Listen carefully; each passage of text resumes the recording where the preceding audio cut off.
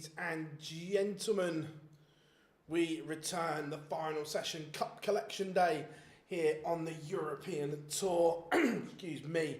And we are ready to rock and roll. Are you ready is the question. How are we doing? Harry, good to have you in. As we get ready for someone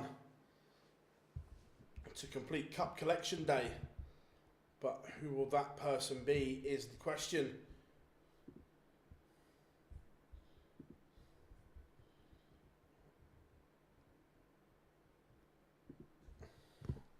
We are just about ready to get this show on the road. How are we doing, Malachi? I hope you were good. Yeah, all aboard.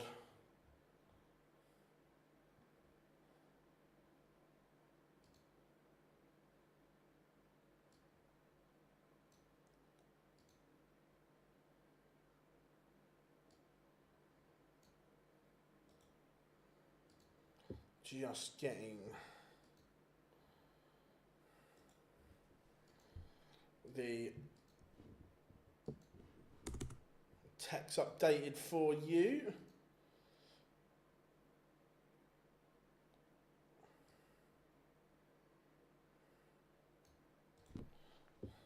Dan Dawson at the top of the walkway.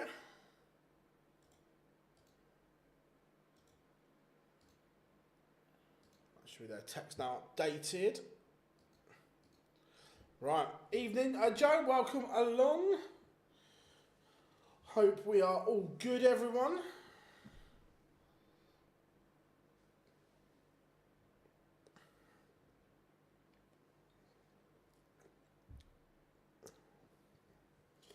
Garrett's average over 105. Look, his scoring has been sensational. His doubling was questionable this afternoon, but he faces off against Martin Lukeman, who played very well himself.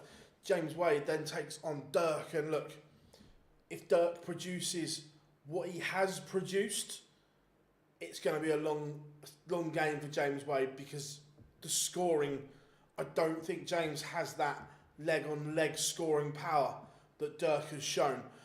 Then Snakebite Peter Wright against Andrew Gilding, and Luke Woodhouse takes on the bully boy Michael Smith in what is a huge evening for Michael Smith. He's back within touching distance of the world match play.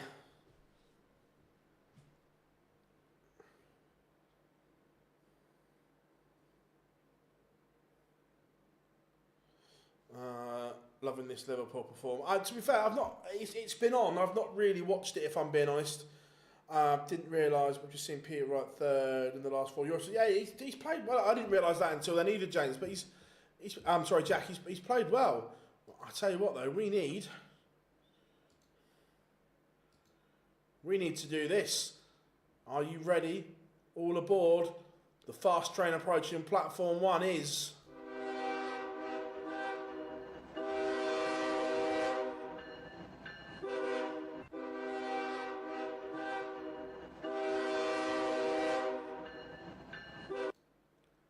All aboard the Flying Scotsman, Gary Anderson.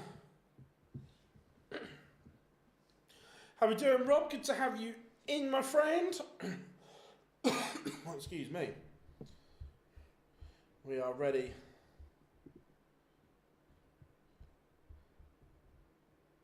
to get this show on the road. Martin Lukeman walking first. He's going to have to start quicker. Does not want to be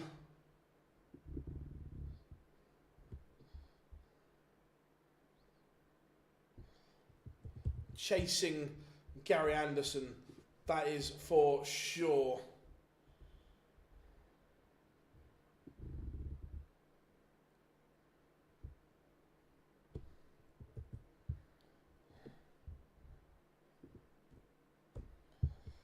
Mine Lukeman on the stage.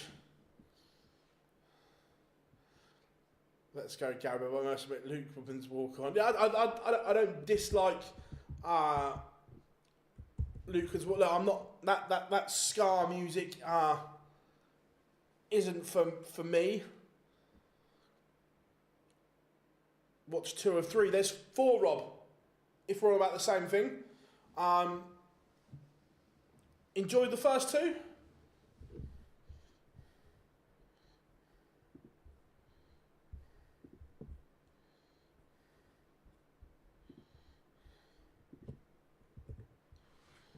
Here he is, the Flying Scotsman at the top of the walk-on.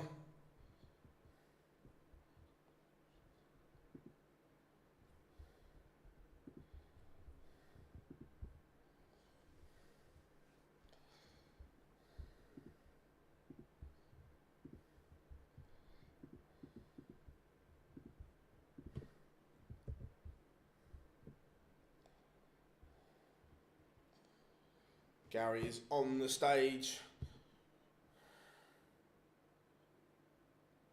Ah, see? Don't worry, we've got you, Rob. Did you enjoy the first 2? They set it up 1 sets it all up, then 2, 3, and 4 are so good.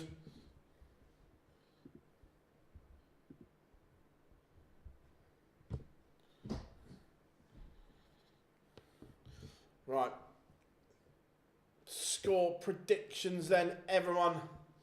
What are you saying?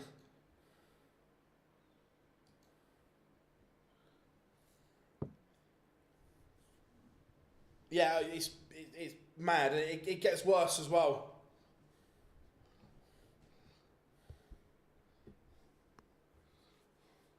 When you, I don't want to spoil it for you. So when you've watched all 4, we can have a proper chat on it. But I don't want to ruin some of the stuff that's in it.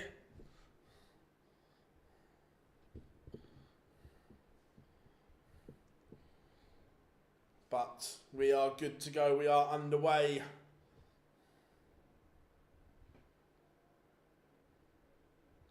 And Martin Lukeman starts with a max.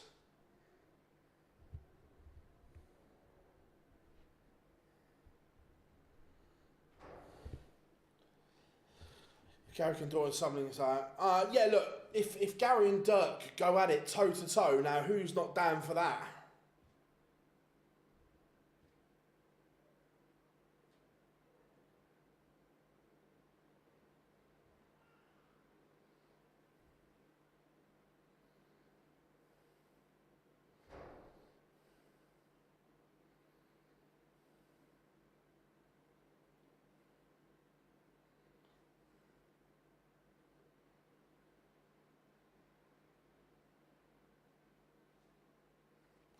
Sharing a few links on social. So if you see them, give it a share or a like or retweet, whatever it is. Lukeman 164 for an early break of throw. Gary is also playing well here.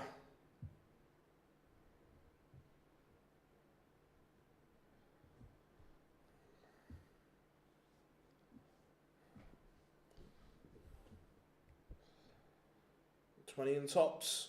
Tops for leg 1. Doesn't hit, so Lukeman, early chance to break. He's going to get 2 at double 12.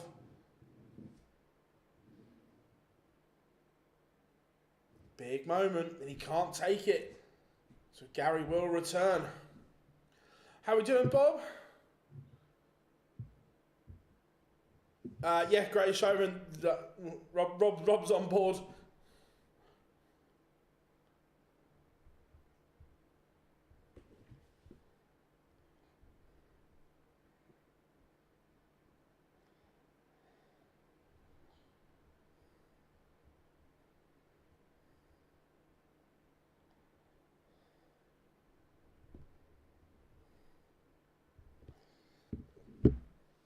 Gary leads 1-0. Lukeman missed opportunity. Cannot give Gary too many of them.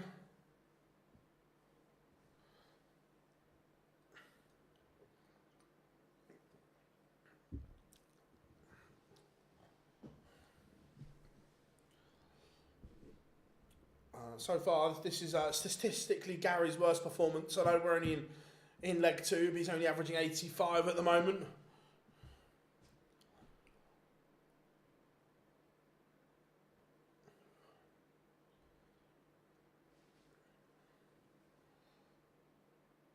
Lukeman down to a finish first.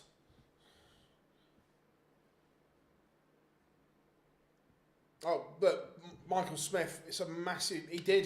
He won 6-5. Huge win for the Pulley Boy.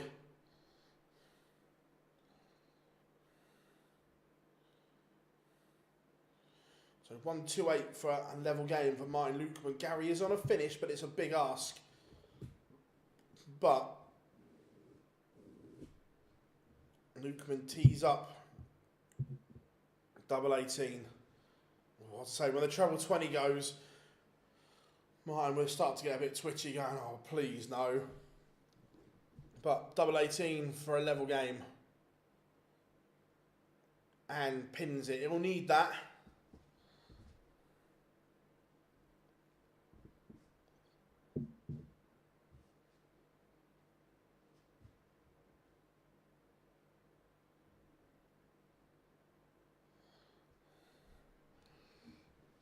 Gary not firing yet. Lukeman will want to take advantage of this because it probably won't last.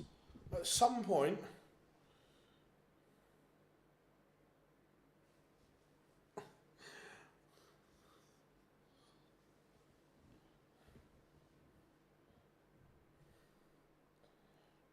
if it's from this corner, then it's got to be Big Verge or surely. I'm watching it on Sky Go, so I'm slightly behind.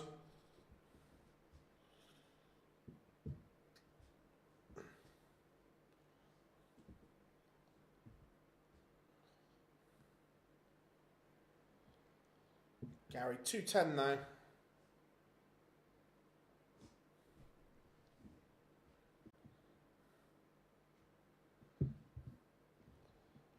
$92 for Anderson. Lukeman, he's just dropped off a little bit this leg.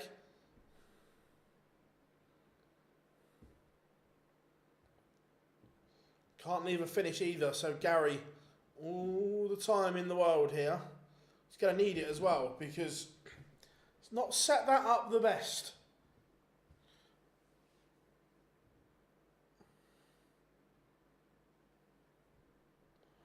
Haven't extended.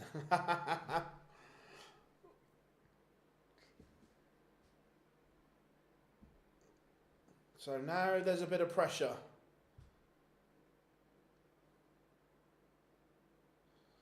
Two at double 16 and Gary does lead 2-1. Yeah, mental. I'd say I didn't want to spoil too much of it for Rob until he's watched it all because some of the things are just bad.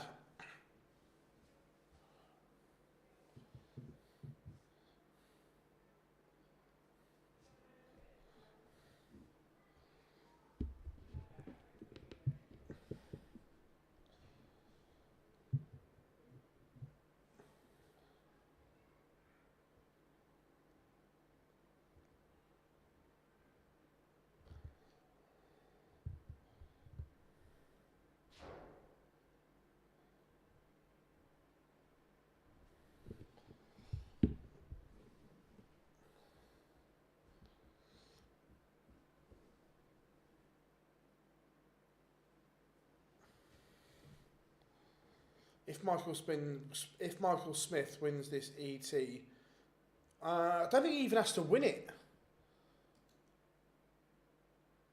Now, if you get the final will get him into the green. If he wins it, he's going to Blackpool. That puts him above Dirk potentially. If he wins it, Blackpool's not an issue.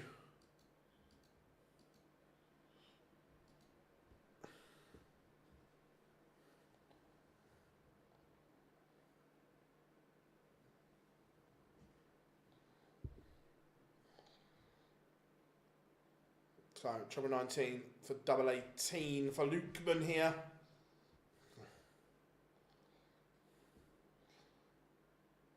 Goes inside. Gary gets a chance at 144.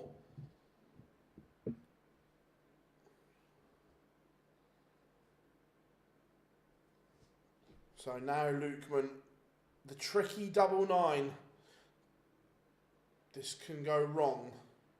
Like that. You cannot go inside on dart 2 because now you've given Gary a chance for 3-1. 18 for double 16. And he can't take it. Lukeman breathes again. These Euro Tours are tough.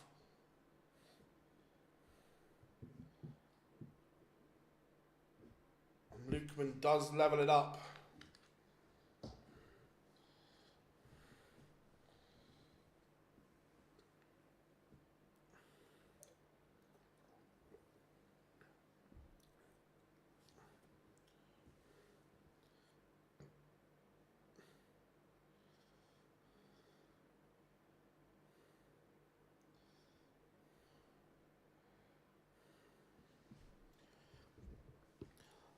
Great show, but it's the fact that he went after the monk was the interesting bit.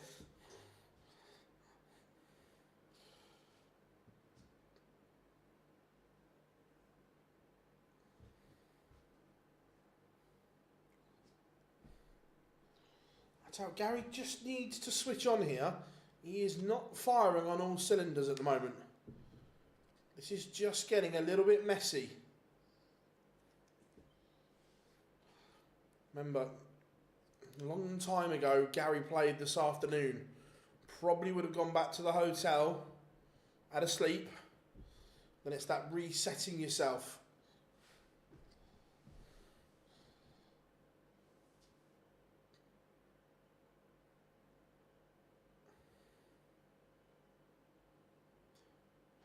To be fair, Raymond, he's changed his MO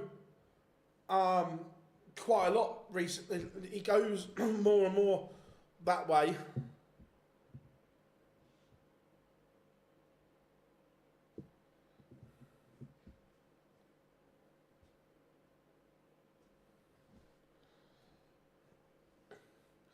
Gary needs a treble here, finds one, but Lukeman is going to get a look at the 170.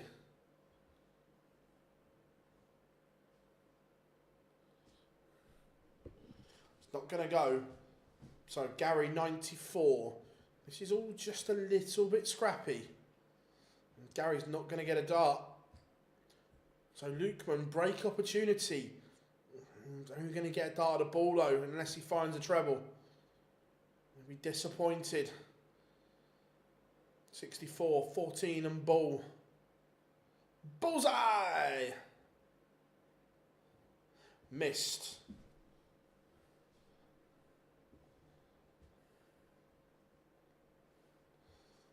Gary does hold. Don't get people who hate the Kinahans in boxing are the same people. Yeah, it all comes down to money, doesn't it? Just can't fathom how DK was able to work his weapon. But money, basically, Rob.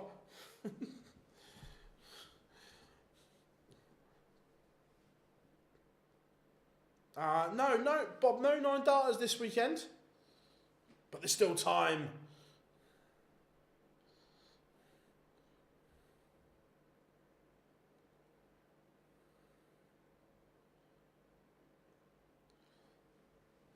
To be fair, it might do Gary good playing first. Gives him time to go back and have a little chuck. Just get himself a little bit prepared. So look, he has got a break opportunity here.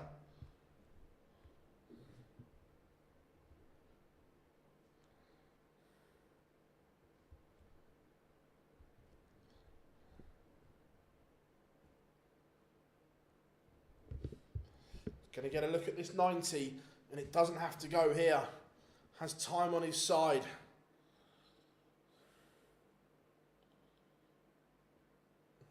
He might need it. He's made a mess. He's tidied it up in the end. But just the odd dart spraying here and there.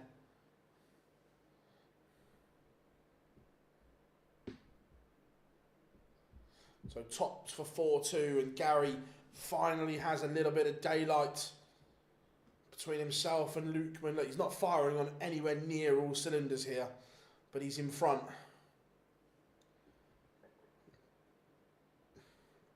No, not yet.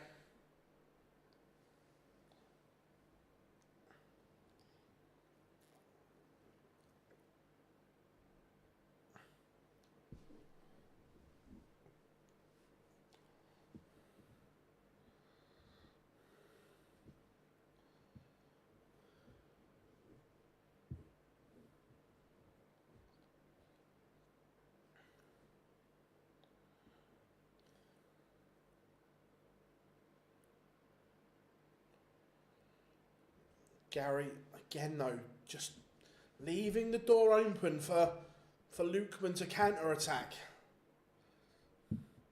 How are we doing, Tom? Good to have you in.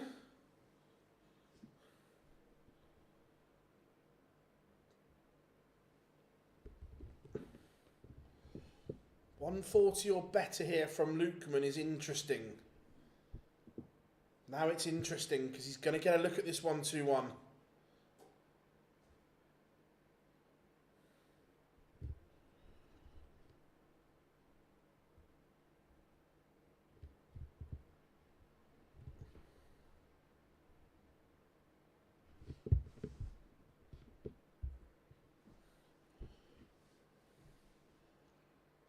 It's not going to go. So Lukeman has a break back opportunity here. 64. He made a mess of this early on, but this time he's going to get 2, and he does break back. Back on throw now. Like I say, Gary needs to tidy this up.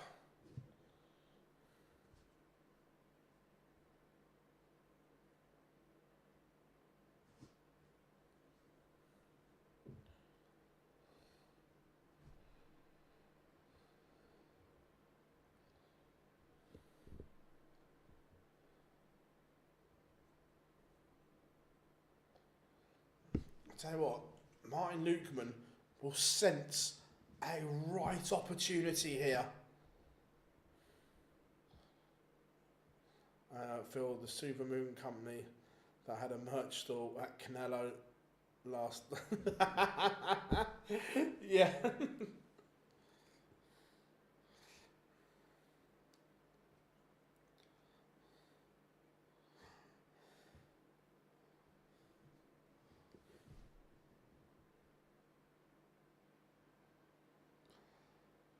Lukeman is probably going to go 4-all here. And right now, Gary Anderson fans, I would be a little bit worried. The Flying Scotsman cannot string anything together at the moment. And Lukeman splits. Is that a wise move? It is, because it is 4-all.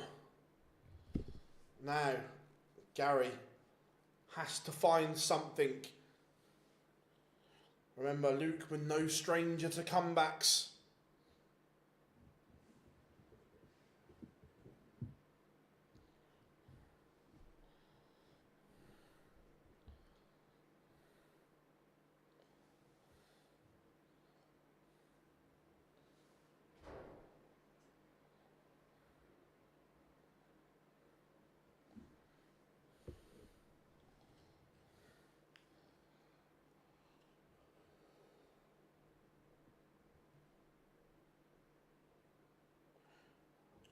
Brad, it's very, very well known that that said promoter buys social media followers. It's very well known.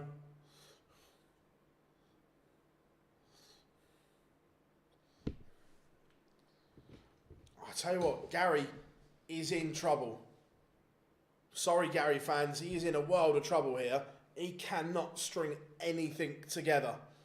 Lukeman, there is a genuine chance here for 3 legs on the spin.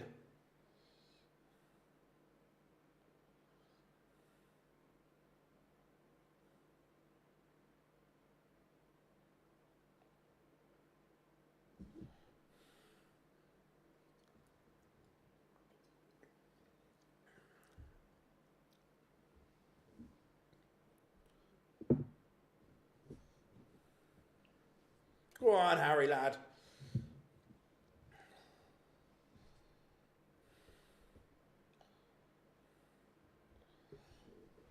I tell you what, this is a weird game.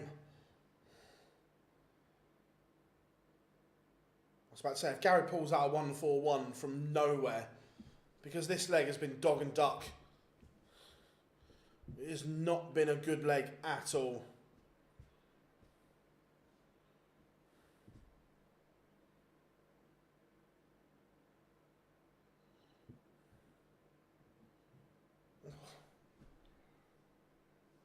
He's missing big numbers all over the place. Martin Lukeman for 3 legs on the spin.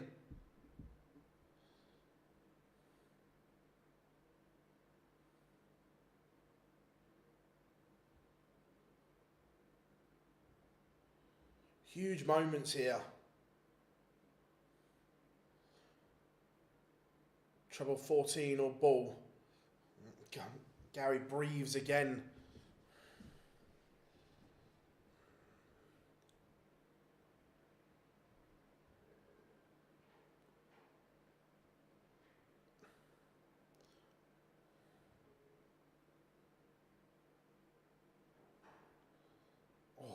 I tell you what, just look, Gary's got away with that, but just watching the pictures, the Gary release isn't fluid at all. Gary doesn't look himself right now. I don't know why, but something isn't quite there with the release. Anyone else seeing that as well? That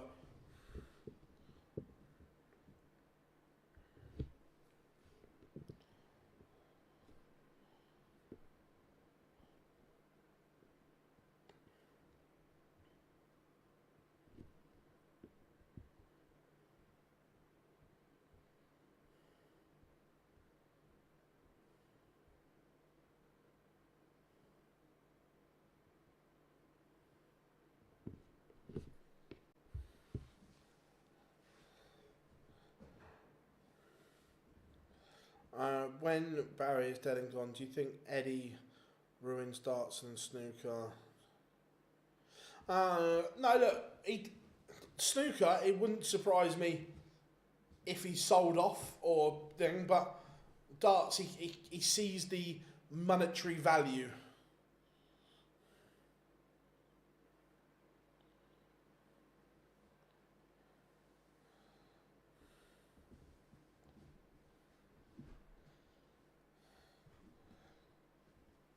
So, 150 Lukeman, 126 Anderson. Anderson is going to get a look at this 126, but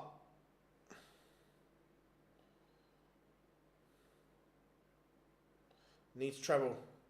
Can't find it. I mean, from an involved... yeah, possibly. Tops for a level game. We are going the distance. Notice as well, Phil, looks like a lot of effort. Yeah, it's not been the fluent Gary of the first 2 rounds. And look, he's in danger here unless he can produce. Hopefully it's the long gap time, and he can play himself back into some rhythm. Look, we see it all the time though. Look, these Euro tours, the final day is tough, and at some point they all have a bit of an off game. Is Gary about to get through his?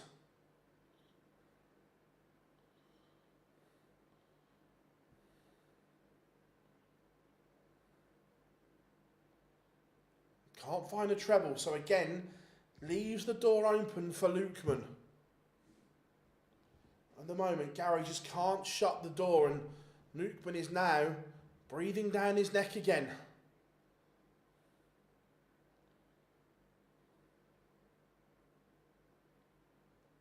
The interesting bit here, Gary has not hit a 180 in 11 legs in this game. where yesterday and this afternoon there were plenty of them. So Anderson 80 to win it.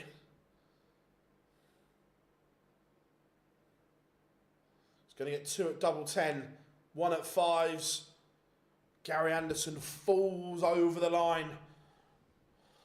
Martin Lukeman didn't really trouble him there. In the final leg, I mean, troubled him during the game, but the final leg, Gary kind of had it all at arm's length without being difficult.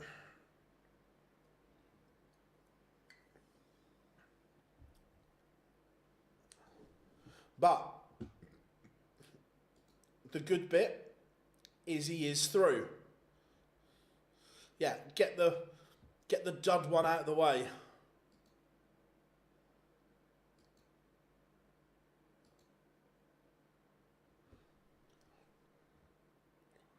Yeah, agreed. Sometimes you have just got to win ugly.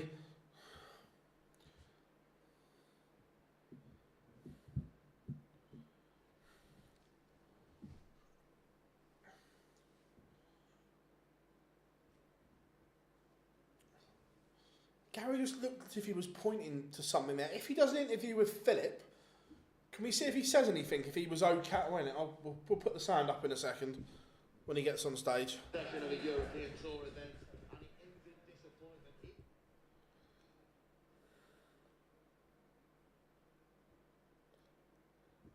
But we're not hanging around, going straight to a break.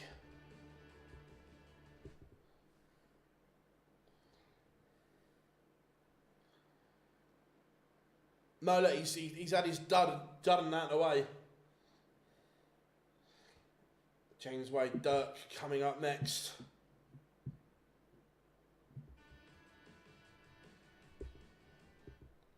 Come on, stop playing the music. Don't want to get done for copyright, but I want to hear if he says anything to Philip.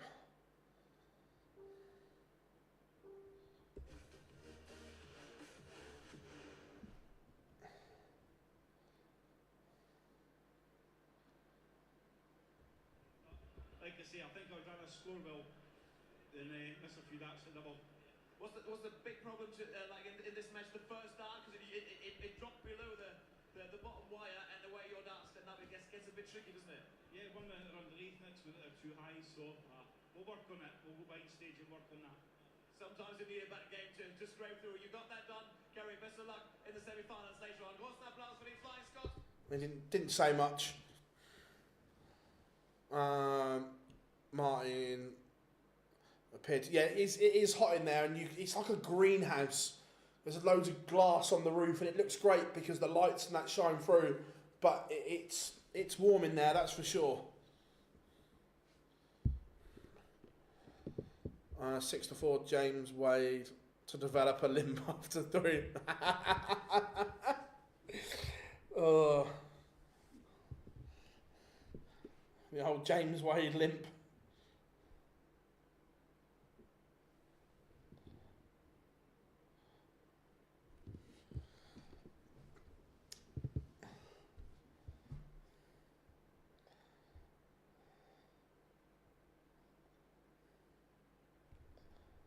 So, if Dirk produces what he has so far this tournament, this could be a tough assignment. So what are we thinking, chat room? Does Dirk play as well? Does he drop off? Or does Wade surprise us all?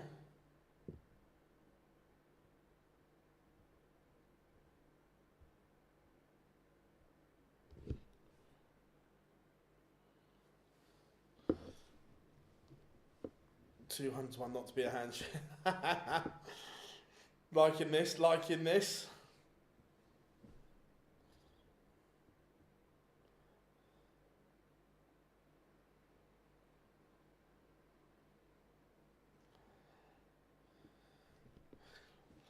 Yeah, I just wondered if he was struggling. He's done all right. He's through. He's going to have to up it if it's Dirk, that's for sure.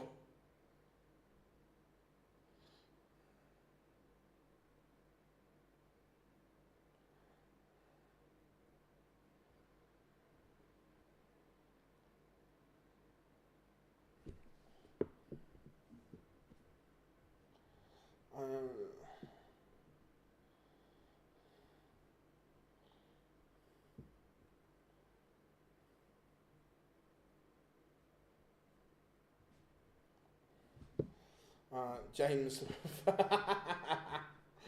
Oh, I love Harry Potter.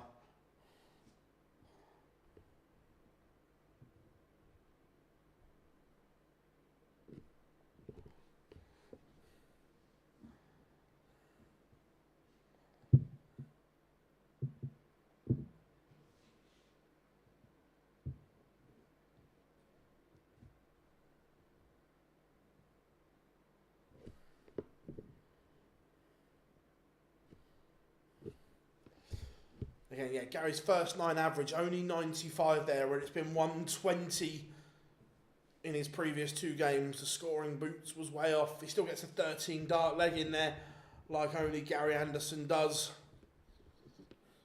But Anderson is the first name into the semi-finals.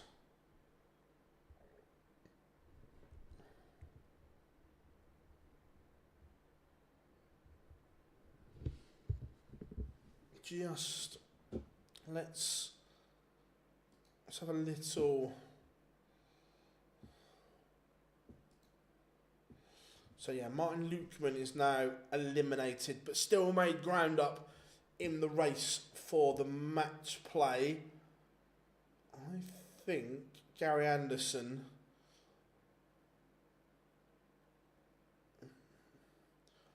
So he's making good ground here to get out of that little horror area that he's in.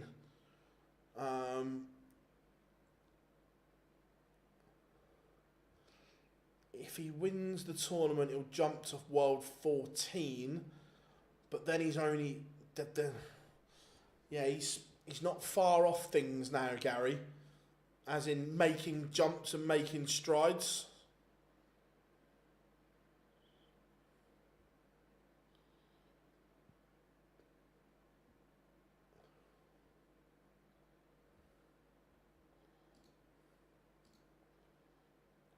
But Durkee has been absolutely sensational.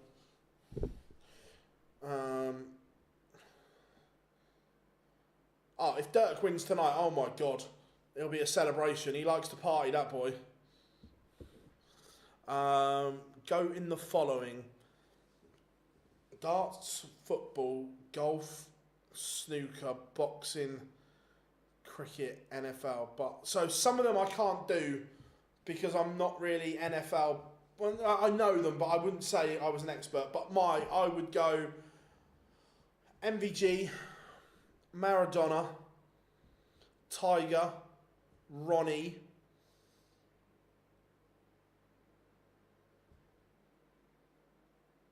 boxing, I'm going my era. I appreciate there are some that are going to be better, but I haven't watched them enough. So I'm going to go Floyd. Cricket. Oh, good question. Again, cricket. I'm going probably off my generation. I'm going Shane Warne. NFL, again, I'm not an NFL fan at all. I'll just chuck Tom Brady in there. I don't know if that's right or wrong. Basketball, Kobe. But again, I'm not a huge fan. And tennis, the almighty Spaniard, Rafael Nadal.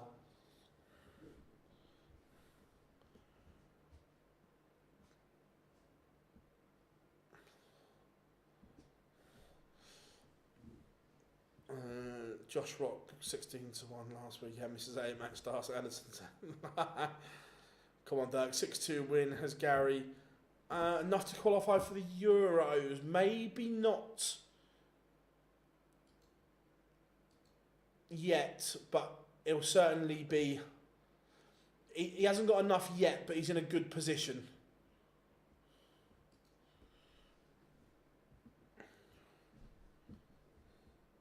How are we doing, Tom's Life? I am good, mate. How are you? Taylor, Ronaldo, R7, Tiger, Ronnie, Ali.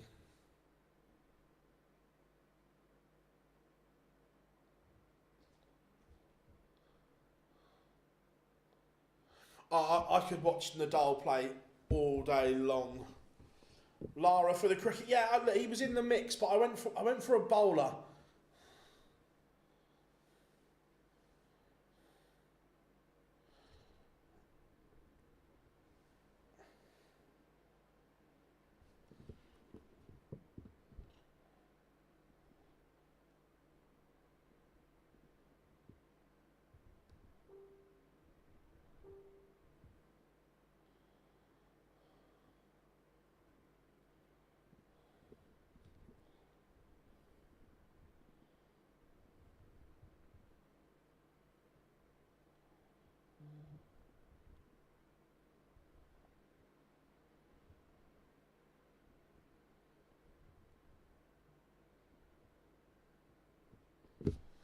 Right, both players are on the stage.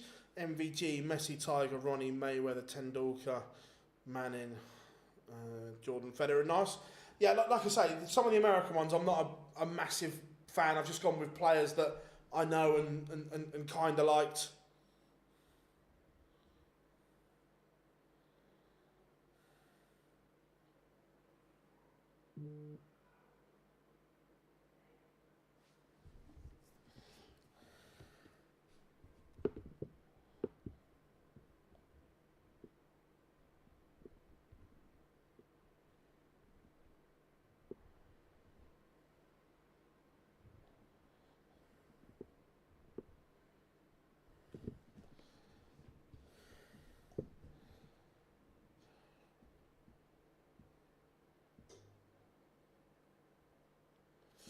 But yeah, look, Prime Roy Jones, Sugar Ray, and everyone like that, I appreciate that they are incredible, but I never really saw them. Do you know what I mean?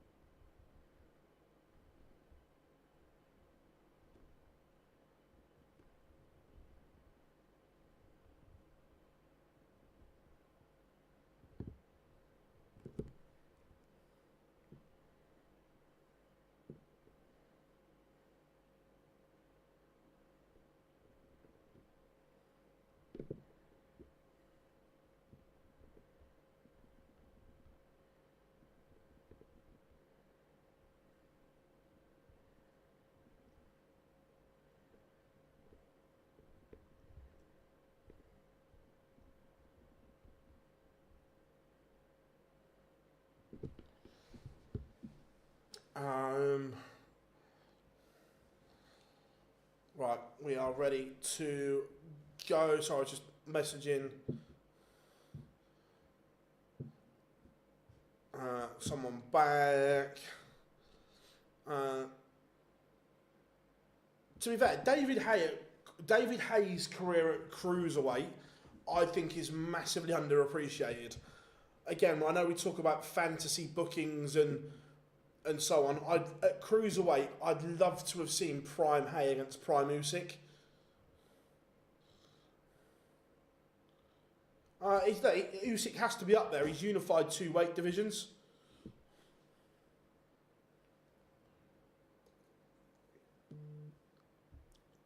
Right.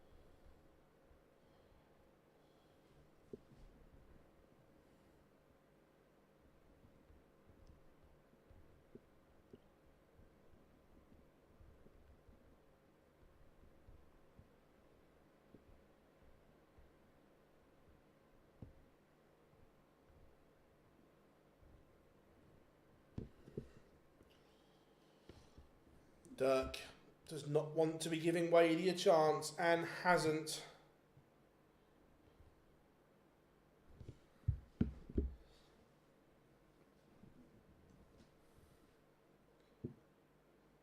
One 0 to the Ober Genius, but will not want to give James anything to go off.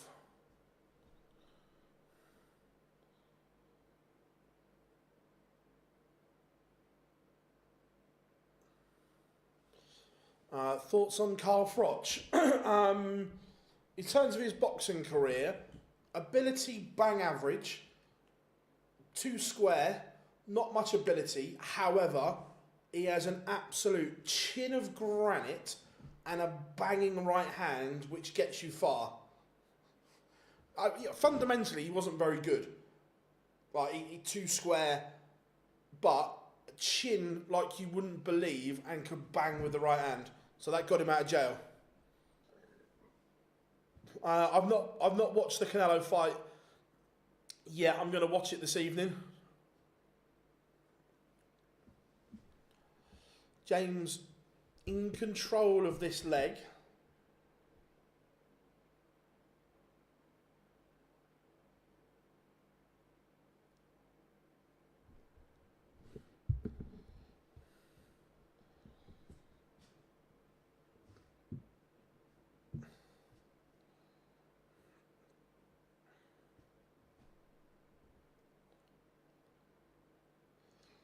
Oh, 100%.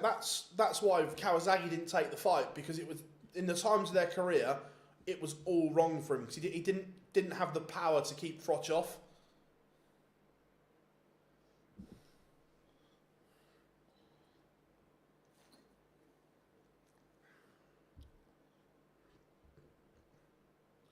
James Wade levels it up, and at the moment, Dirk has a bit of work to do, because Dirk not quite firing. Oh, I agree. Prime Kawasaki, Patrick, 100%. But at the times their careers met, Froch was all wrong for Kawasaki, and that's why he didn't take the fight. And I get it. He was protecting that O. Prime, not a question. But at the time their career paths collided, he didn't have the power to keep Froch off. His hands had gone.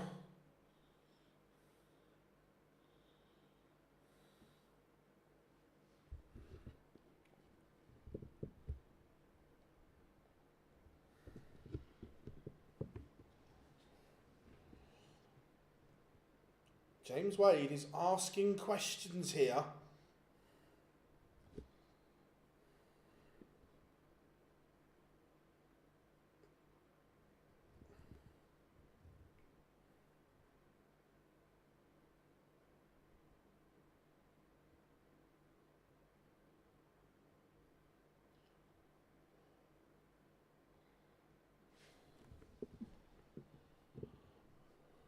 Dirk, 107.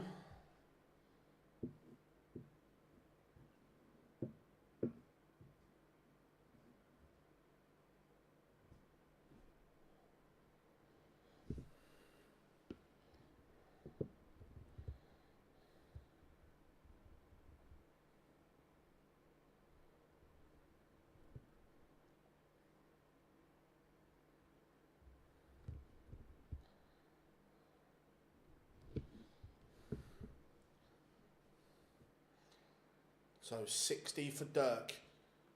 You feel that this has to go. And it doesn't, which gives Wade an opportunity.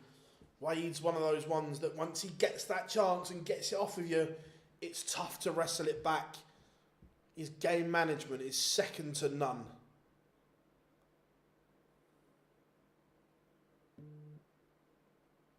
And of course he pins double 10. This was the worry.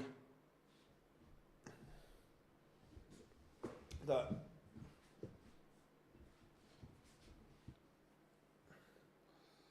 Wade has broken Dirk.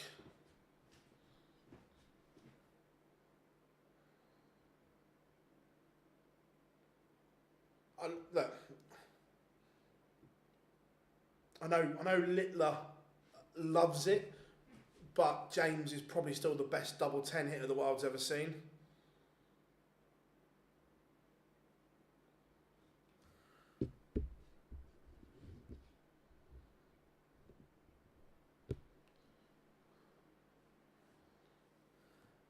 Big breaker throw. And at the moment, again, a bit like Gary, Dirk not firing. Those levels. James is averaging 99. This is a massive improvement from him this afternoon.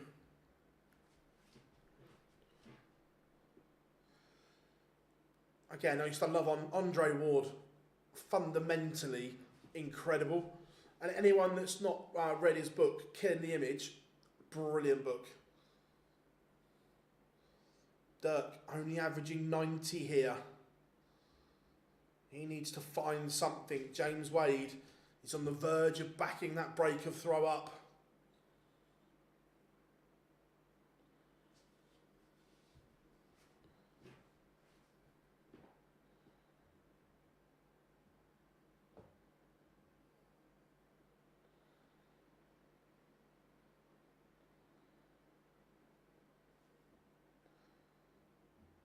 I agree. Look, it wasn't an eye-catching style. I agree, but as a purist, it was great to watch him. The footwork, the feints, and so on. The work on the inside. But yeah, I get it. For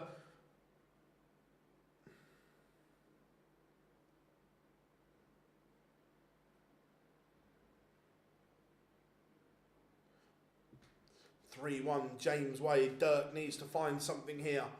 Yeah, look, Jonathan, and I completely accept that 100%.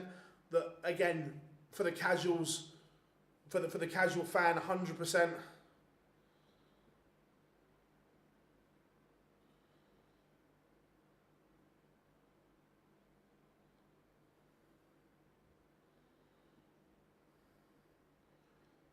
Dirk, he missed darts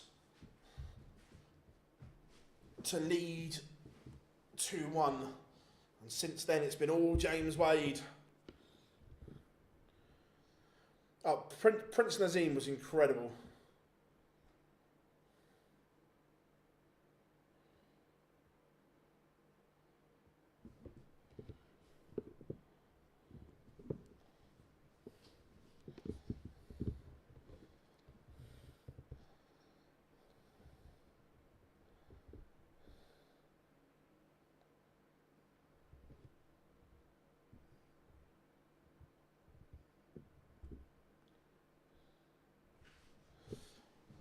Phil, I know this is a question that has been asked over the day at least 50 times. I rate both of them. I think that they're both incredible, but for me, Ronaldo.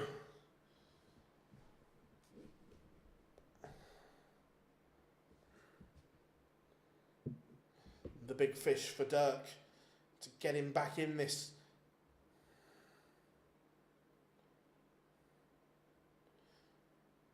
Oh, 100% that. Send it out there and reel it in, Dirk van Duijvenbode with the big fish. All aboard the Dirk train.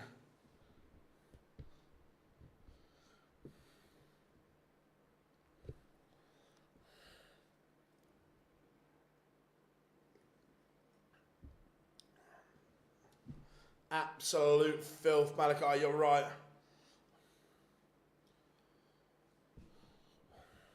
Let's see Dirk reel this in.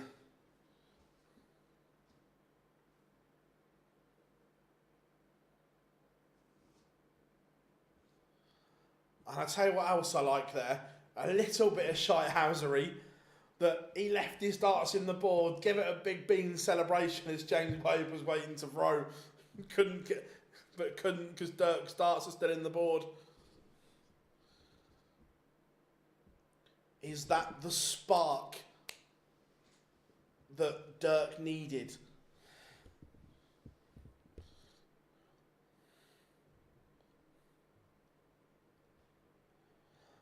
Most overrated British boxer. Oh.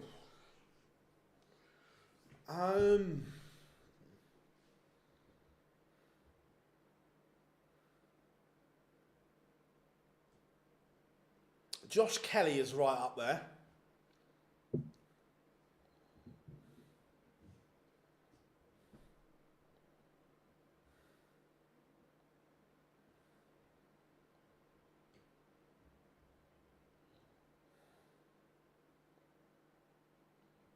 A big visit here from Dirk. And he's bordering break back time. Oh, it's a maximum. He's going to get darts to break back. The Aubergenius has awoken from his slumber. Again, and this is what we said, that if Dirk turned up with that scoring power, it would be too much for James Wade. And the last two legs have been prime example of that. He has flicked the switch. Ben Whittaker is right up there as well. I say I've never rated Josh Kelly.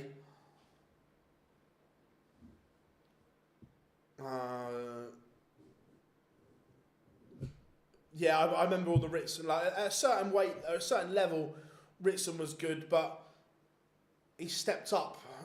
First time he stepped up, someone was telling me the bloke he fought. I'm sure his name began with Pianetta. Or I'm sure it began with a P. Absolutely schooled him. Predictions for Wright, Gilding, Woodhouse. I'm going Peter Wright. I like what I see. And Bully Boy I'm going for.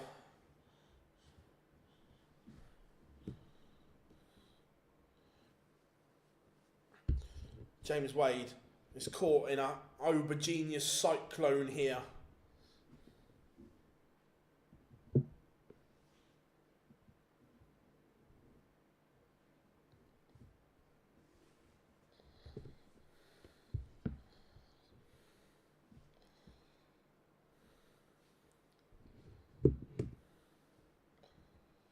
Down to 104.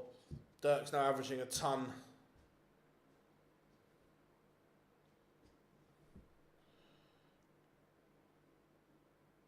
James Wade with a cheeky little max though. This one's not over yet.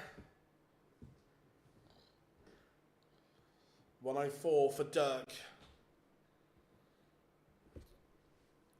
Gonna get a dart at tops. It's fabulous. The real Dirk van Duijvenbode has turned up here. He had a couple of off legs. James Wade won 3 on the spin. But now Dirk replies with 3 of his own to lead 4-3. The Aubergenius is absolutely rocking it.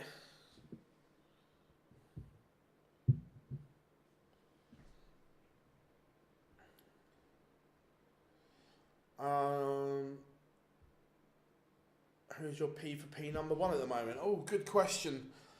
So there's a little list for me. I think Crawford is on there. Usyk, Bivol, Canelo. Right, I've got a slight issue with Inoue. And by the way, I'm not questioning how good he is, by the way. But the last year, his last year's resume of just fighting in Japan against gimmies is a little underwhelming. But don't get me wrong, I'm pleased that he's going to Vegas next again and so on. But the last year, for someone that is so good, I've been slightly disappointed.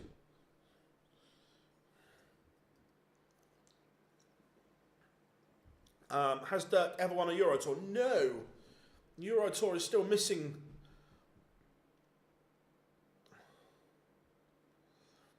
Oh, I'd love to see a Nui Nick Ball.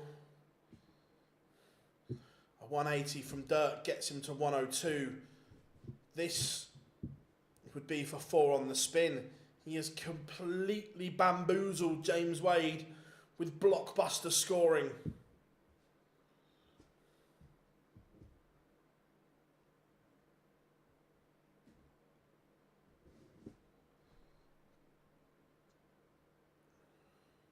That is fabulous from Dirk. He's now one away. I get, Rob, if they're offering the money, yeah, but they weren't. Like, they low-balled Nick Ball to go to Japan, so they put a counter offer in for Inoue to come over here with a lot more money, and he said no. So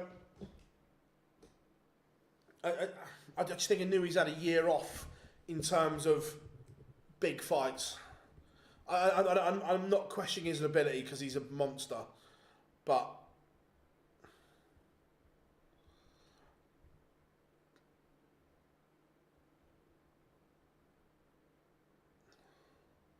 at 100% Crawford's in the mix.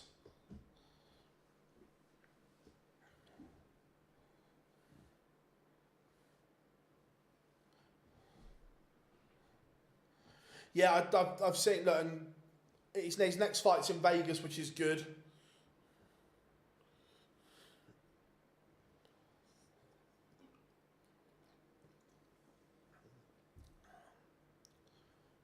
Yeah, Dirk Gary incoming. Because from 3-1...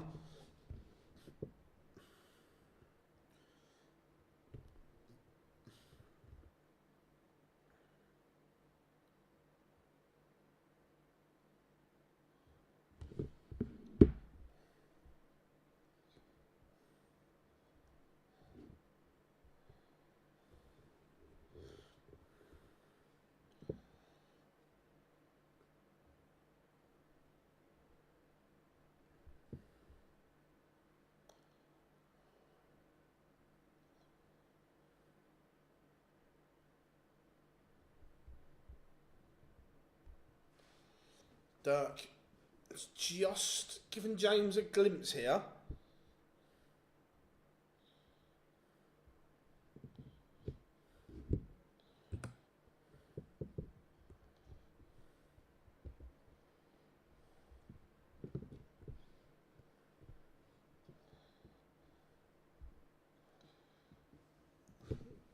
James threatening a break back.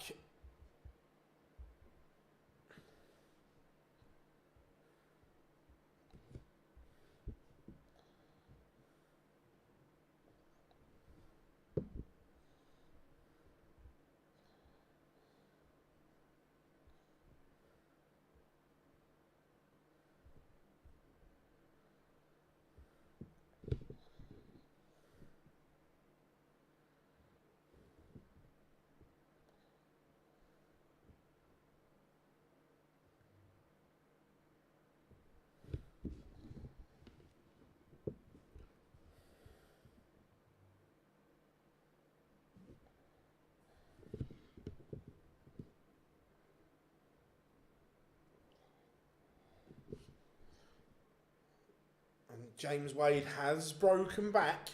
Effectively on throw here. Dirk still has work to do.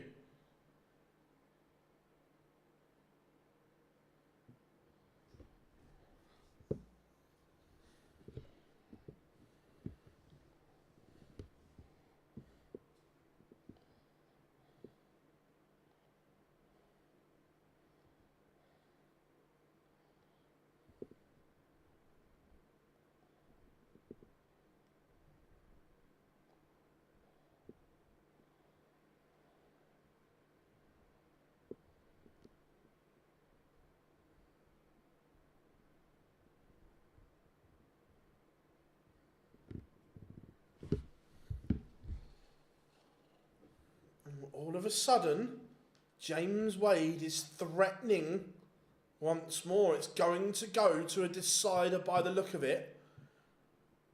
And let's be fair, you do not want to play James Wade in a deciding leg because he's one that can just all of a sudden go pop, pop, pop.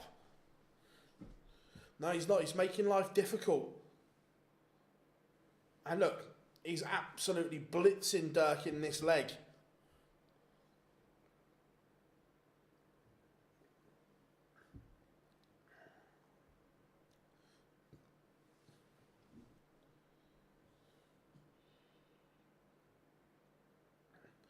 Dirk is going to have to recompose himself here.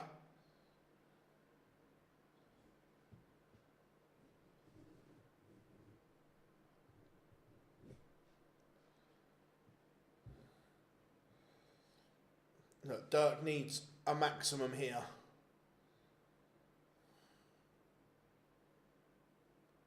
We don't know yet. It's still 4-5 at the moment.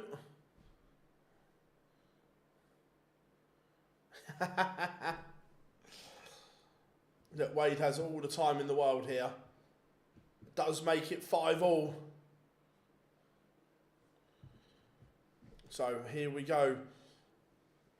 James was in control. Dirk roared back. Back-to-back legs for the machine. And we are going the distance. 2 good legs from James. Dirk starts trebleless.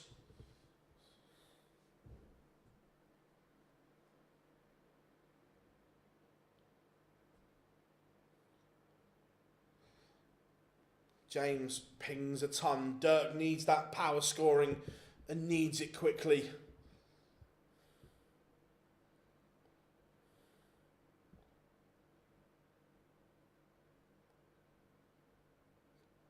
There was a very non-look fist pump because Dirk was basically stood in his face making him.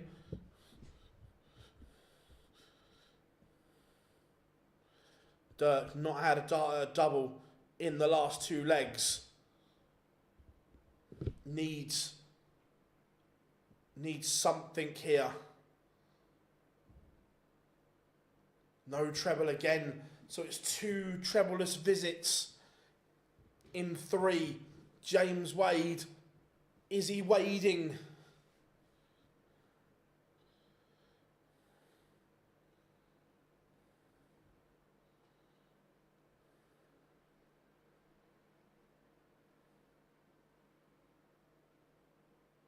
Oh, and now a bounce out to leave 166. No finish, which means James Wade has 6 darts at 212. Wade is now potentially your new favourite because of the dart on the floor. It's a disaster for Dirk. Wade leaves 112. Nothing Dirk can do about it. James Wade will get an opportunity to win this match. Dirk has left double 16. He's now hoping that Wade misses. But 112, this is Wade territory. Double 16. Wade misses a match dart. Dirk breathes again.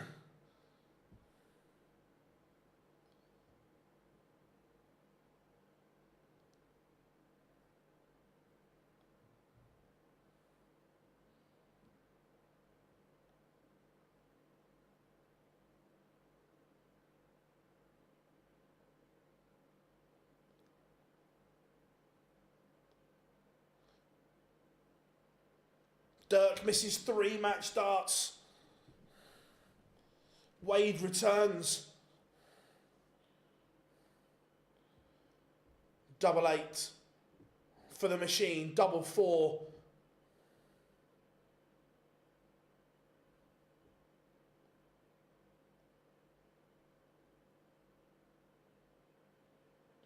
Oh my. James Wade never misses 4 match darts. Never. He has.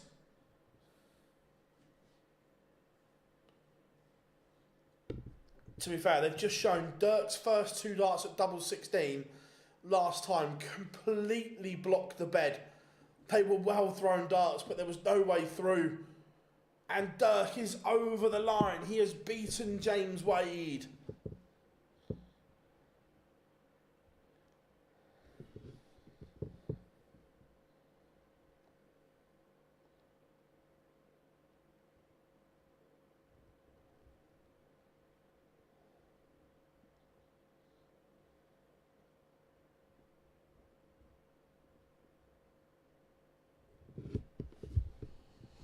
James Wade never misses 4 match darts. Sorry, there was the question there. We got to think. I'm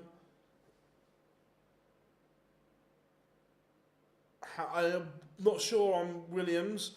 Who'd win in a fight, Dirk or Boris? Boris. I tell you what, I love that as well. That even though James missed 4 match starts, Dirk gave it a big one. And then James had his back to him, but Dirk gave it big licks. I'm a fan. Look, he did get lucky, but he's into the semi-final.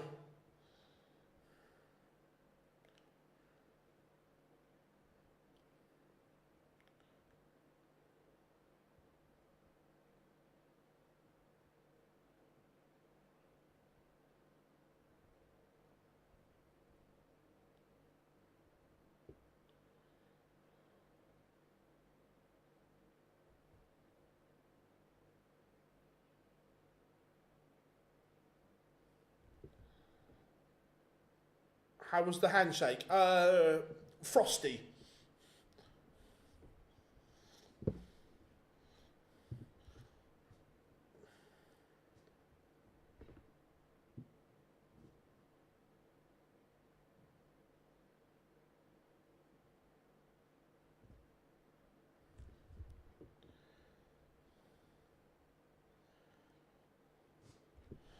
So, Dirk versus Gary in the semi-final. Yes, please.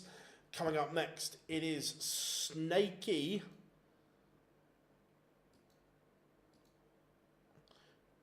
against Goldfinger. Andrew Gilding has won the darts.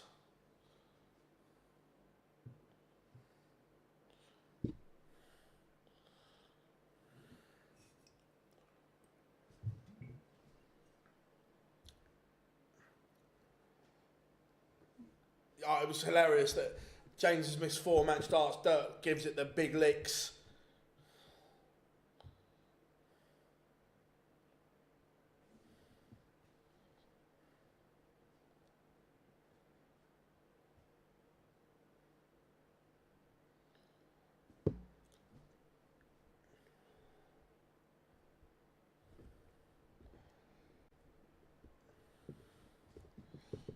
So, what are we saying then? Gilding or Snakebite?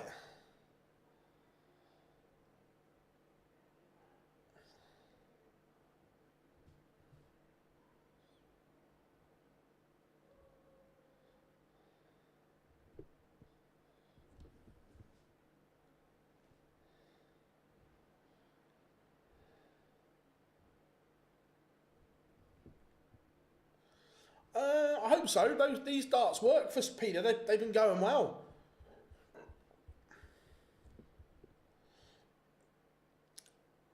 It'll be the same as this afternoon. He won't have changed it, Paul. It'll still be that neon greeny yellow colour.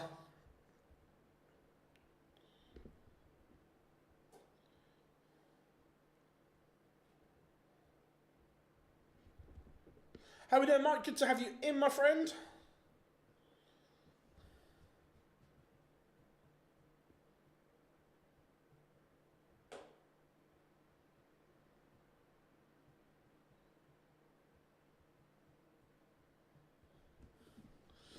Good to have you in.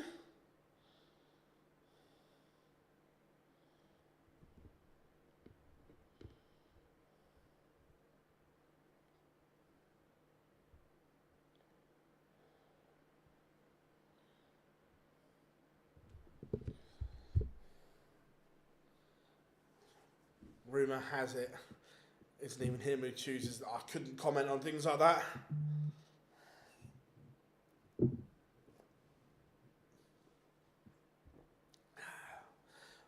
Do you think The Rock is the next new... possibly, yeah. Barney alarm. Barney's not playing. We've got Peter Wright against Andrew Gilding coming next. I think it's only the Gary alarm in action now.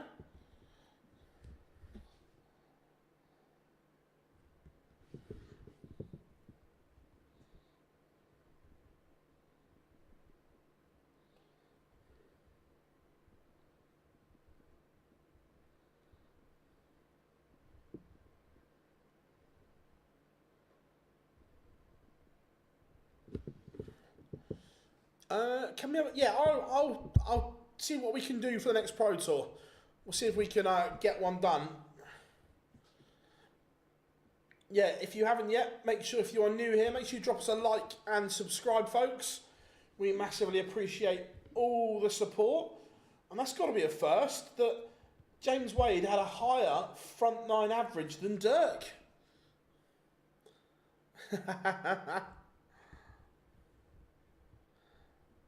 Wasn't there a bit of aggro between him and someone else? Yeah, and basically MVG said that he doesn't get a say at home in one of the press conferences at the Worlds.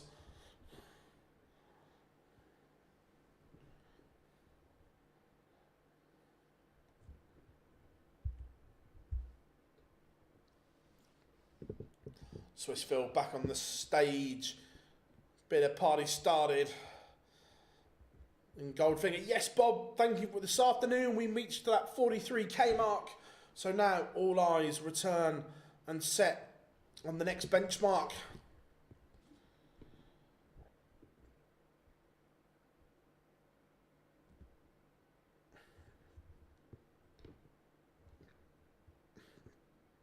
Need a hashtag.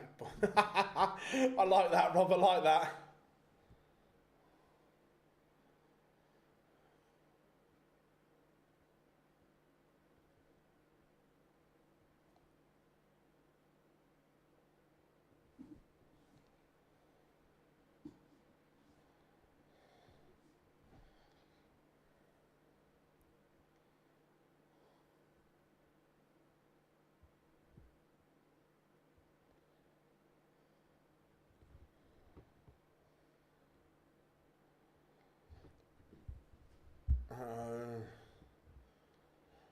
To be fair, MVG, when he's in one of those moods where he just lets people have it, it's great.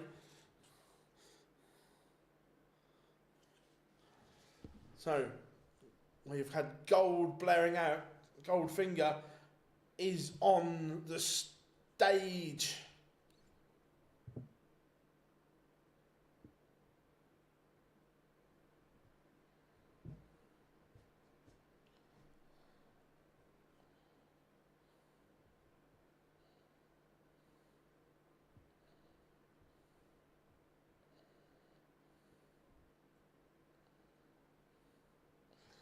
Yeah, Peter, same hair. Same hair. As you go, sir, as you go. That neon green with the neon yellow shirt. Yeah. It was funny that he wanted to change his walk-on song, but they couldn't get the rights. He wanted to go to Squid Games.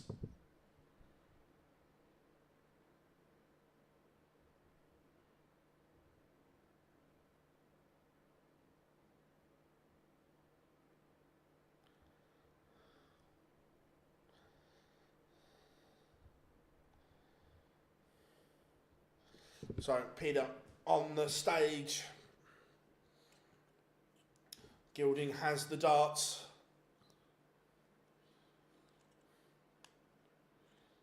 Or is it going to be a bit of Goldfinger this weekend? Dutch player with way too many letters.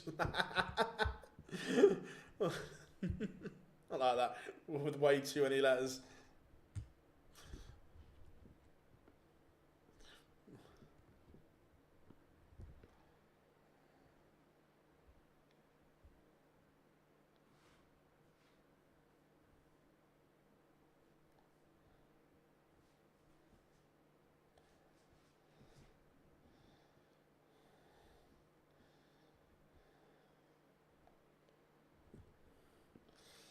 So here we go.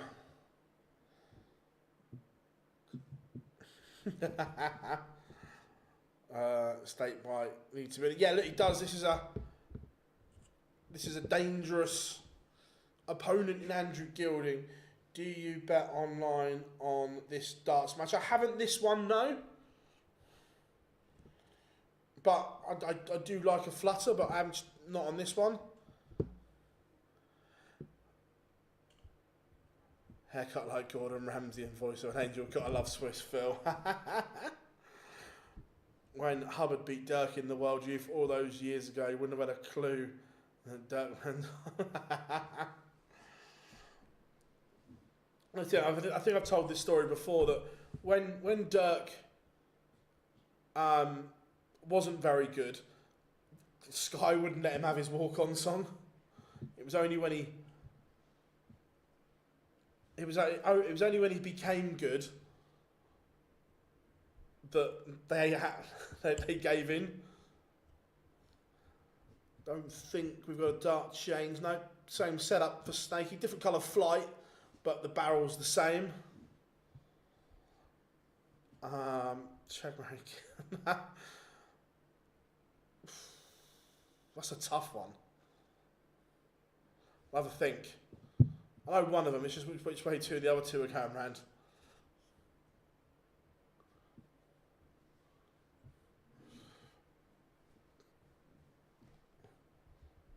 Peter Wright is asking a few questions. What is colours? He's on a neon yellow shirt with some multicoloured trousers. So a big visit here, and Peter Wright has got the Gilding throw under a bit of pressure.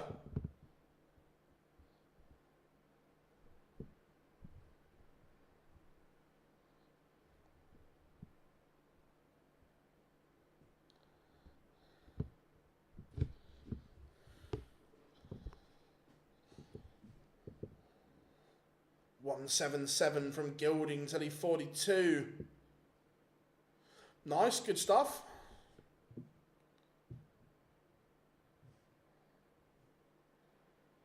Such a colourful man.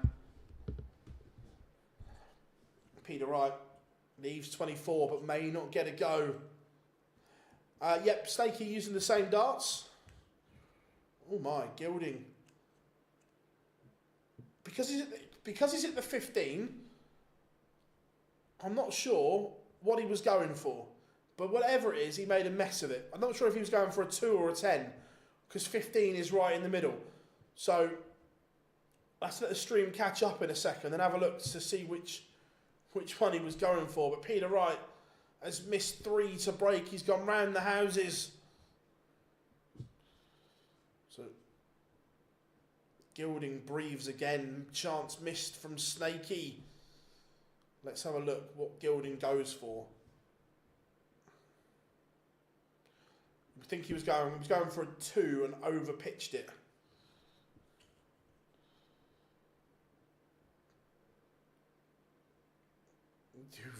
Fairs. Dirk won the last leg decider, mate. Dirk Van Dijven, but to be fair, over the years we've had so many different versions of Dirk's name.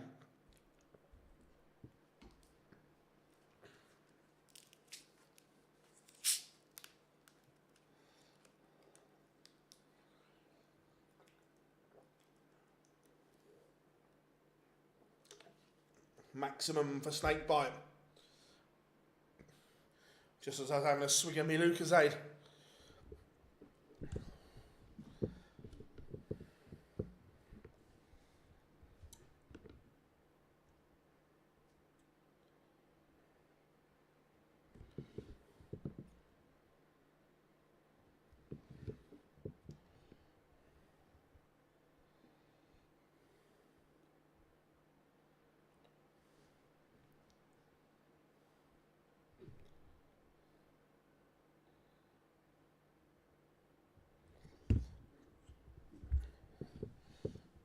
Gilding is going to get a break opportunity.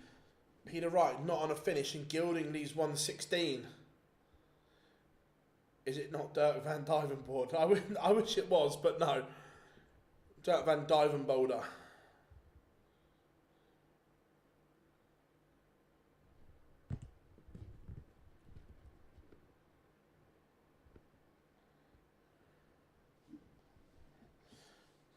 Gilding takes out the 116. It's a break.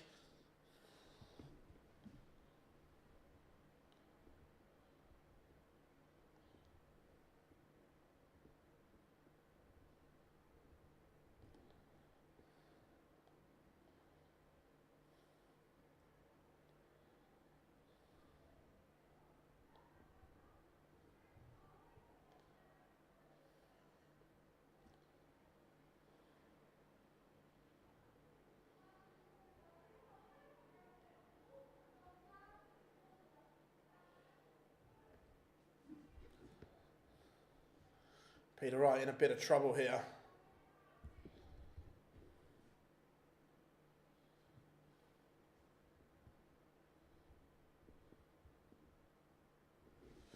I am glad Dirk's injury. Yeah, it was. It's great to see that he's recovered. Is the thing, because before he got the injury, he was on a mission.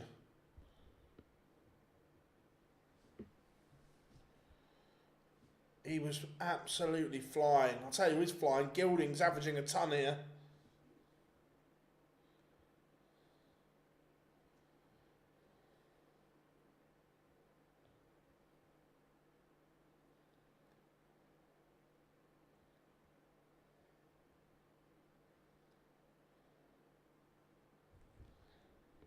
Peter Wright.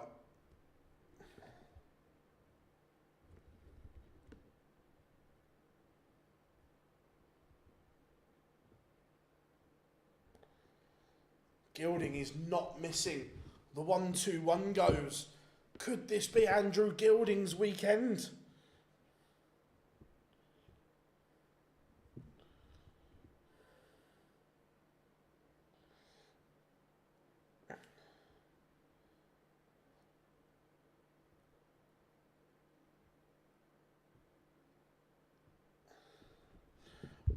The honest answer is I don't know.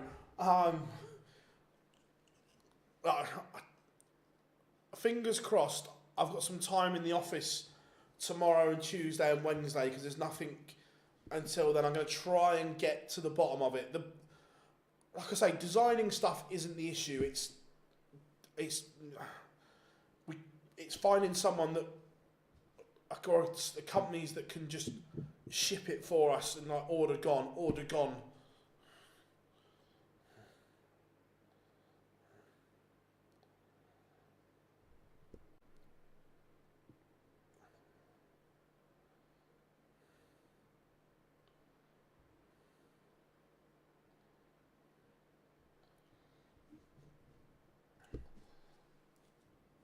Peter Wright, he's not done a lot wrong in this game.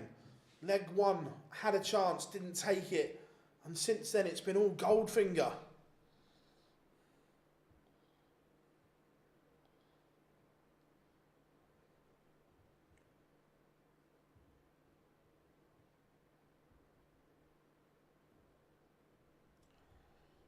But he's on course here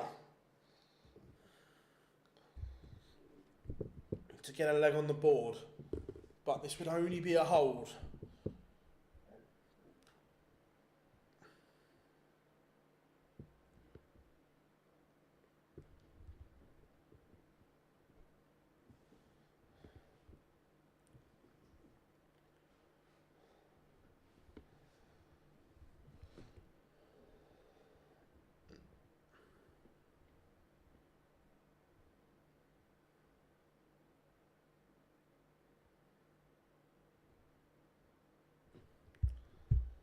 Peter Wright, 140 now. Gilding not on a finish. The first time that Peter Wright has not had Andrew Gilding breathing down his neck. Don't bust it, Peter. Don't bust it. Single to leave tops.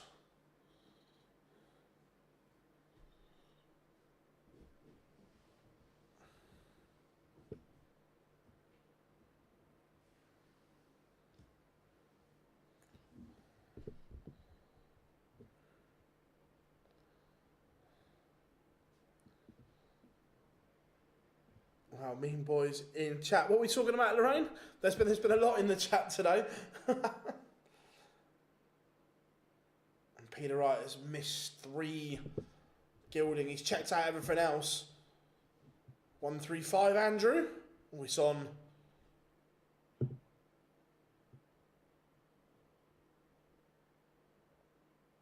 It's on. Bullseye. Oh, he's missed the ball. That would have hurt.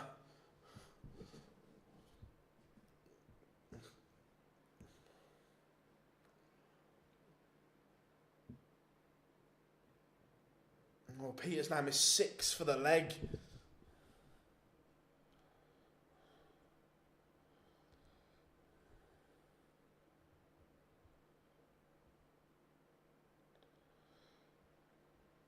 Could be interesting, Tom, definitely. 4-0. Missed doubles are killing him.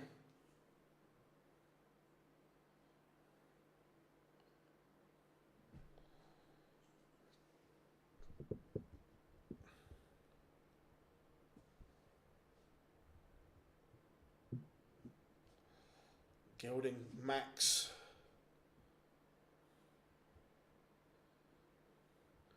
Talking about Gilding. Yeah, Peter replies with a Max. Wright scoring has been okay. It's the doubling that's been an issue for him. At the moment, he is 0 from 9. He's had the chances and not taken them. Yeah, 100% Ben. I think the runs he's had the last few weeks. Let me just get the table up here. Race for the match play. 10th. I don't see 6 people overtaking him. I think he's safe anyway.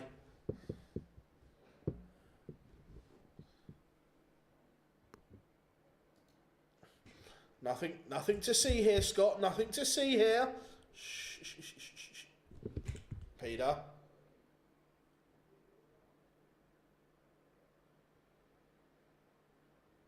Oh. And by the way, is treble 15 just fashionable again?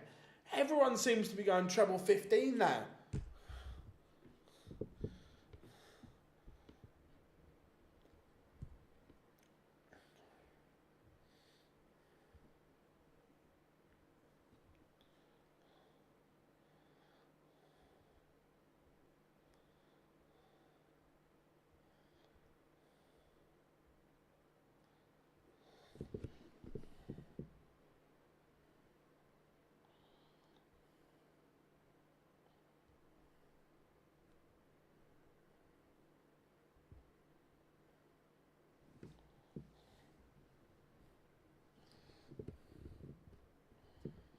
Five 0.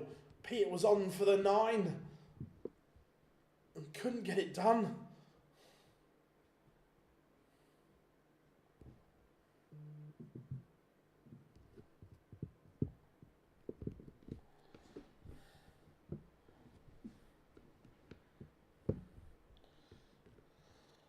Didn't see this coming.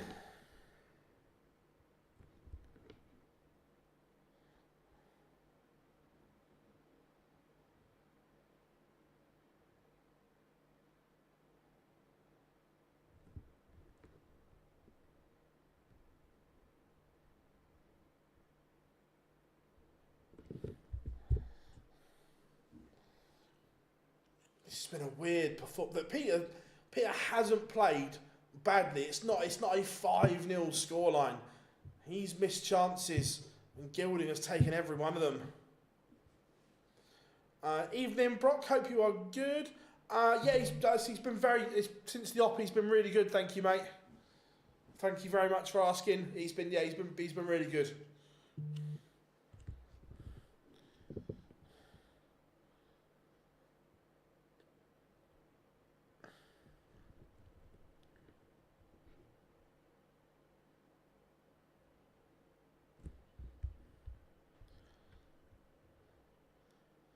Yeah, Peter's fan base in Germany has always been huge.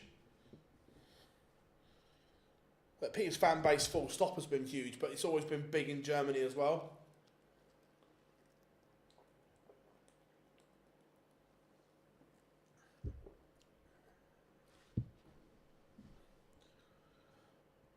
I would say Peter's on course to get a leg here, but he's 0 from 11, so I don't want to curse it just yet.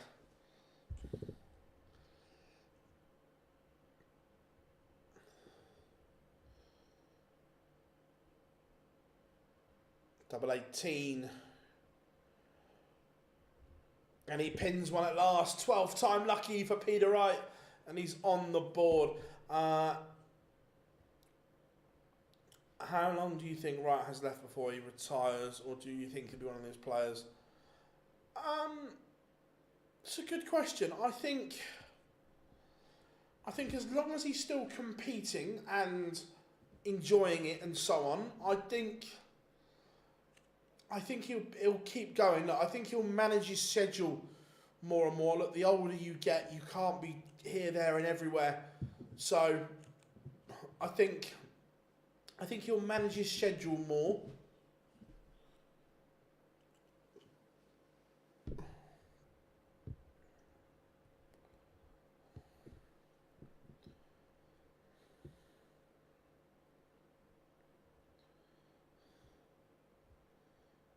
How we doing, Ruben? Hope you are good. Yes and no. Look, he didn't play great against Martin Lukeman.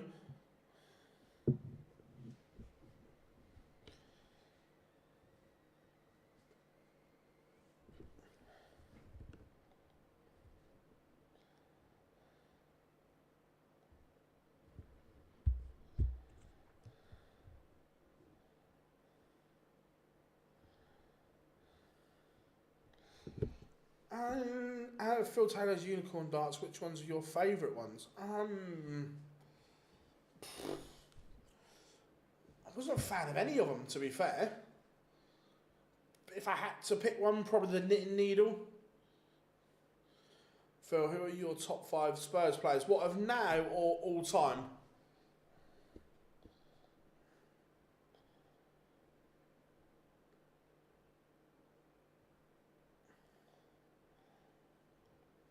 Peter Wright leaves, double 18.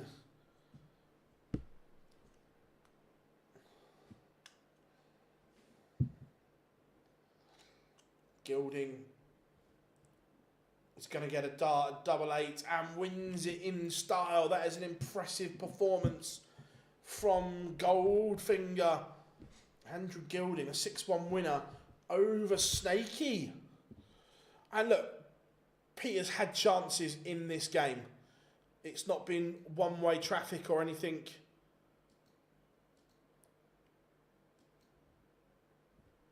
Like that, he's just been better.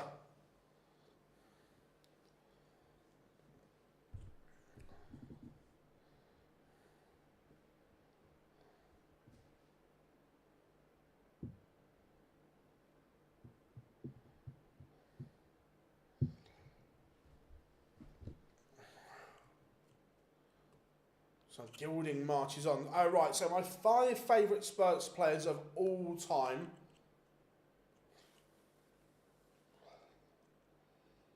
No 1, 2, 3, 4. Oh, this is tough. I've got to leave out some belters here. Right, number 1 is easy. Number 1 is Gaza. Number 2, Harry Kane. Number 3, Gareth Bale. Number 4,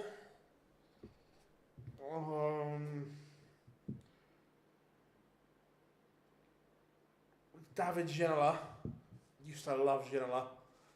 And number 5,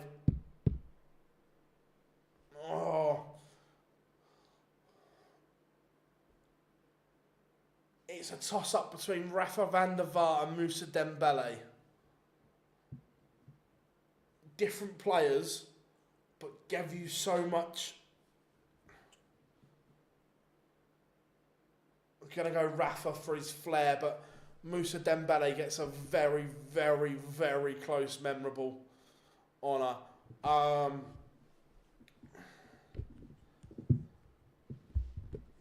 Not of my best, but right. So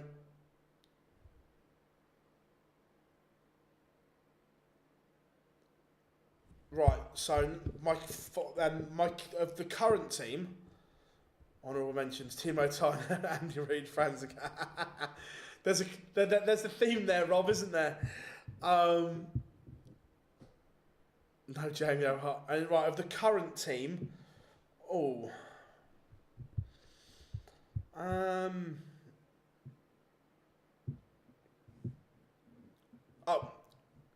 Ledley King is right up there. Look, King's one of those players that I'm quite... No, glad's the wrong word. Spurs were fortunate that Ledley King had that knee injury, because if he didn't, he wouldn't have been at Spurs very long. He was good enough to go and play for Real Madrid, Barcelona, and I'm not overplaying that. Ledley King was one of the most incredible centre halves I have ever seen. The fact he didn't train, used to rock up on a Friday, just look at the tactics board, do a bit of tactics, and play on a Saturday to the standard he did, was just ridiculous.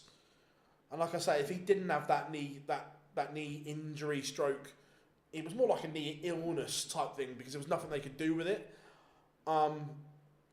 If he hadn't, he would have been at one of the biggest clubs in the world.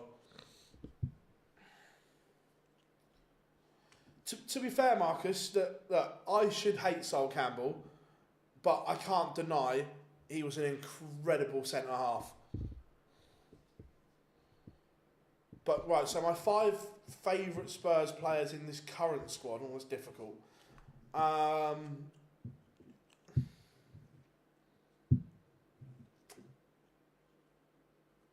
sure I like any of them, I'm joking. Van der Ven, Romero,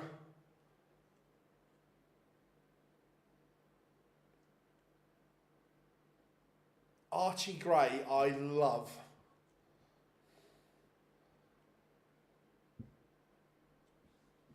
James Maddison. And the last one goes to...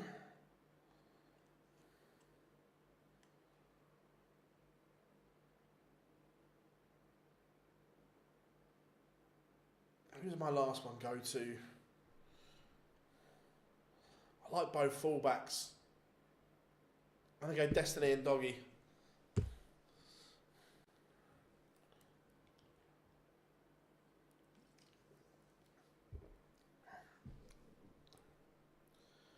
Oh, Berbatov was class.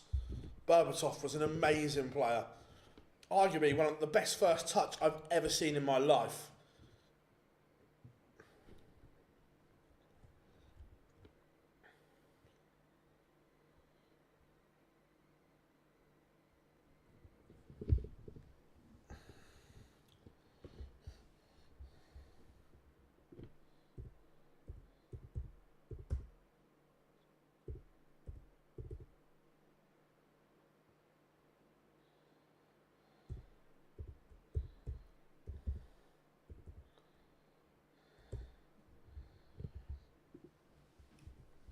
Oh, the worst Tottenham players of all time. Oh, Christ. This is a long list.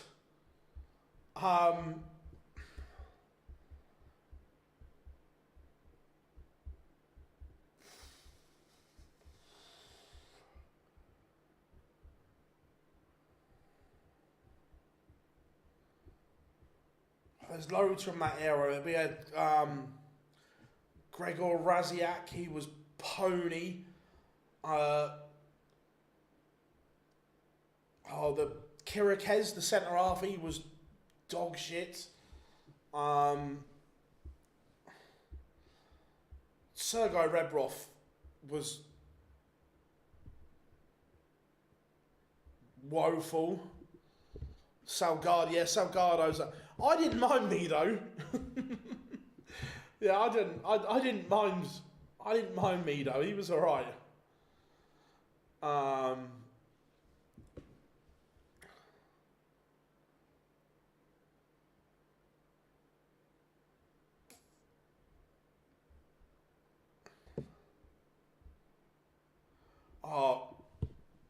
Benjamin, was it Benjamin Istanbuli or something? He was woeful.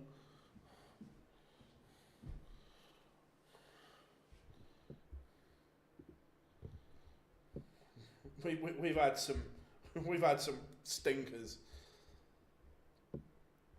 Oh, Paulinho.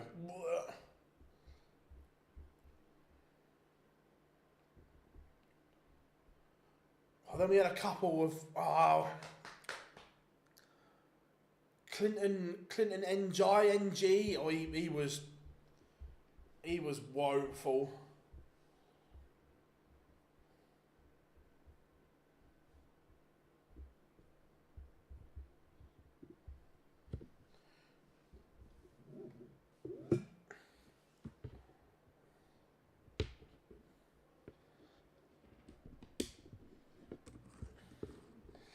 Bully Boy on stage. Now, so both players are ready to go. Mido or Raziak? Oh, Mido was better than Raziak.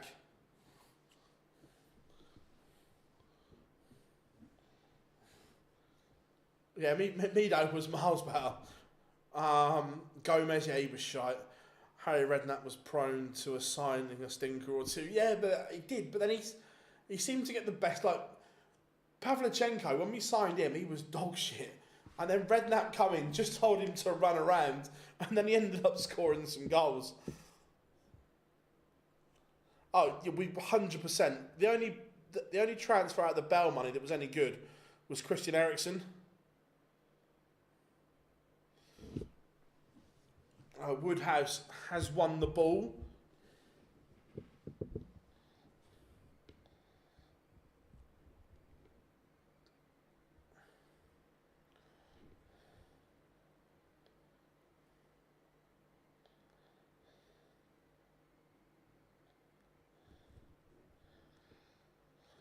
Oh, best Premier League strikers ever. Shearer, Henry, not even questionable.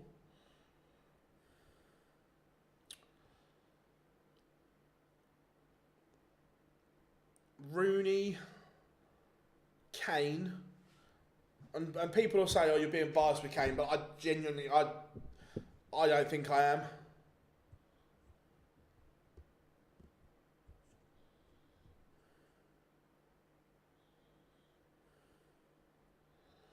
Michael Smith is asking a few questions here, but it's a great 177 from Woodhouse, but it still only gets him a dart in front.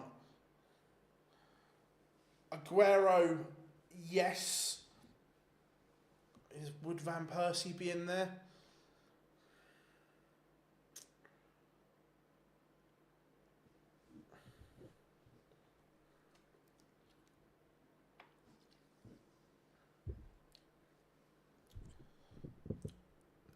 If we're talking, I was about to say prime Fernando Torres, but that was only for like 2 years at Liverpool, was incredible. But is 2 years enough to put you in the best Premier League strikers of all time? Like, right, if you said to me, at their best, would I rather have a prime Van Persie or a prime Fernando Torres? I'm taking Torres. But Van Persie did it for longer. It's a good hold from Woodhouse. He's been good there. Really good. Bully Boy had him under pressure. Yeah, Drogba was incredible. Absolute beast, Didier Drogba. I think I've told this story before that my mate was a Liverpool fan and he used to go quite a lot. And he had a spare ticket once and he was like, "Oh, do you want to go?" I was like, "Oh, all right." And they were playing Marseille in it was the UEFA Cup then. And it was the first time I saw Drogba live and oh my word, he absolutely bullied Liverpool. Yeah, again, Suarez for that 18 months before he left was different gravy. And that's what I mean, that there's an argument for Van Persie because of his longevity, but there are others that played for less time that I think were better, but is that enough to put them over him? Do you know what I mean? But Michael Smith, will he go for the ball? I think he's, well, let's see if he's laid up or not. Remember, a win here would put him within £500 of the match play. 500 little ranking points. Bully Boy does level it up.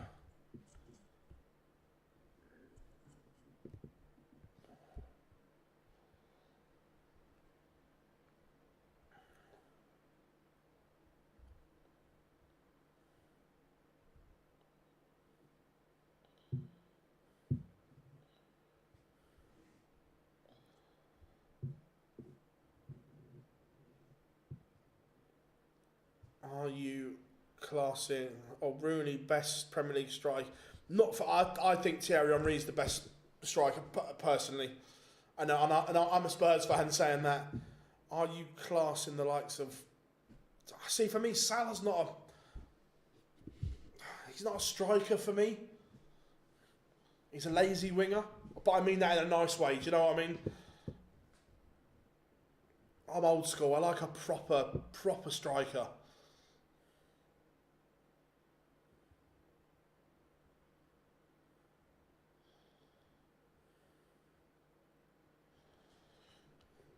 One all, both been dominant on their own throw here. Great topic could be best one season wonders, or Michu is right up there for that. Michu, Michael Bridges as well will be in there. He had an amazing season for Leeds.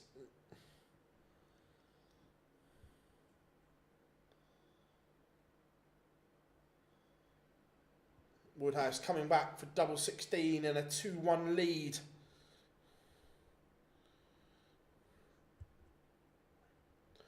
Doesn't go, gives Michael Smith an opportunity at 140.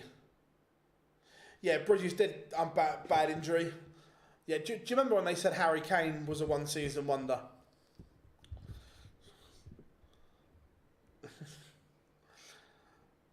James Beattie, that's a great shout as well.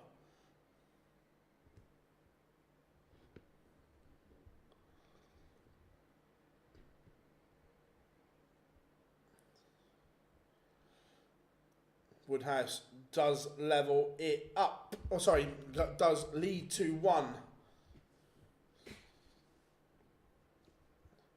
Having the darts could be a huge benefactor here.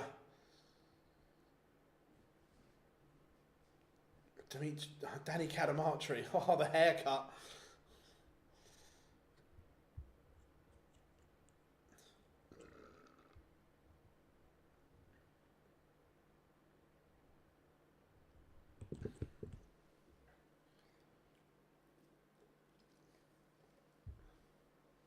This is a very good game. Michael Smith is backing up the numbers from this afternoon. He's averaging 106 at the moment, but Woodhouse fires in that maximum and he is asking questions.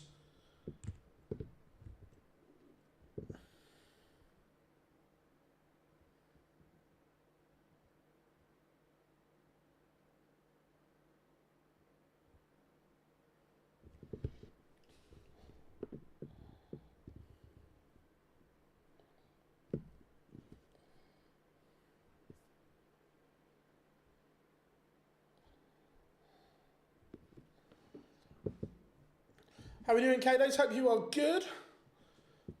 1, 2, 3.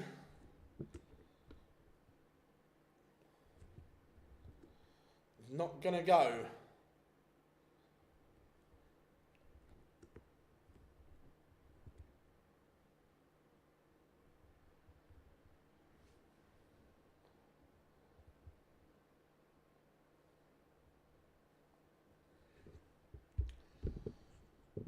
Michael Smith has missed. Can Woodhouse punish him? A dart at double 16. This would hurt. It's brilliant from Woodhouse. But Michael Smith, golden opportunity missed.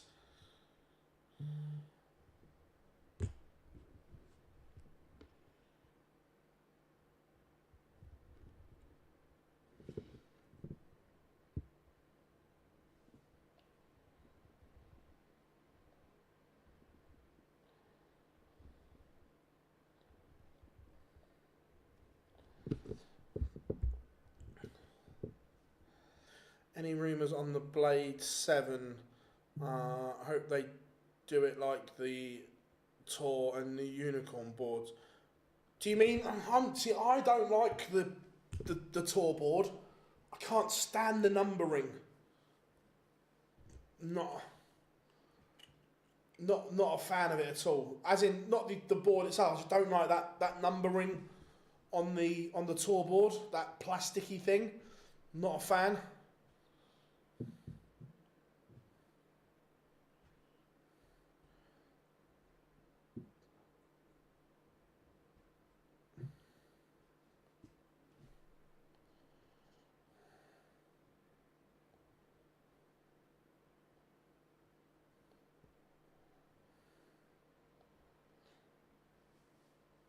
And Woodhouse has missed, but Smith not close enough. The current blade numbering or the tradition. Yeah, 100. I'm just not a fan of that plastic look. Yeah, I agree. It looks tacky.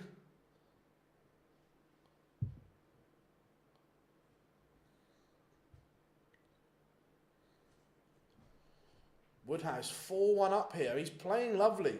But Smith is still averaging 103 at the moment, but Woodhouse just clinical when it matters. Possibly, I don't know is the honest answer.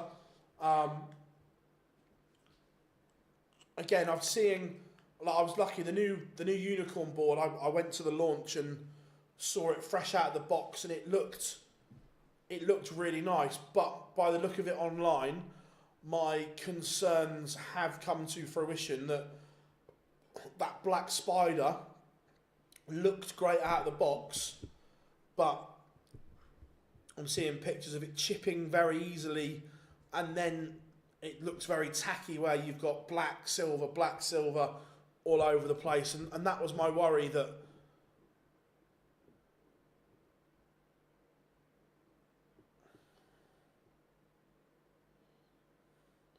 my Blade 6 is solid. I've got the triple core up on the board. I use an aggressive point as well, and mine's fabulous.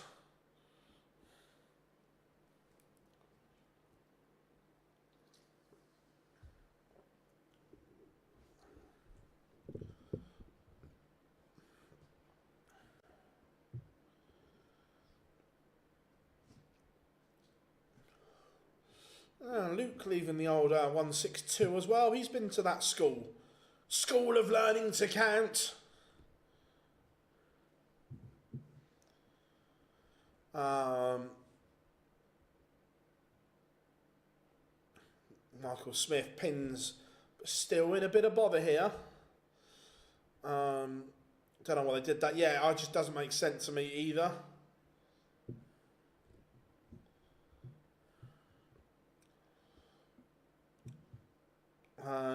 Best centre-backs in John Terry, Sol Campbell, Emmanuel Vidic, Ledley King.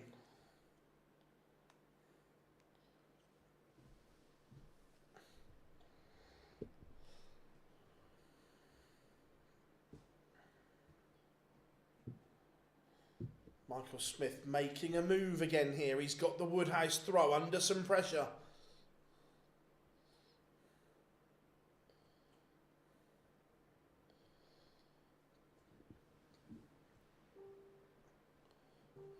Needs a treble though.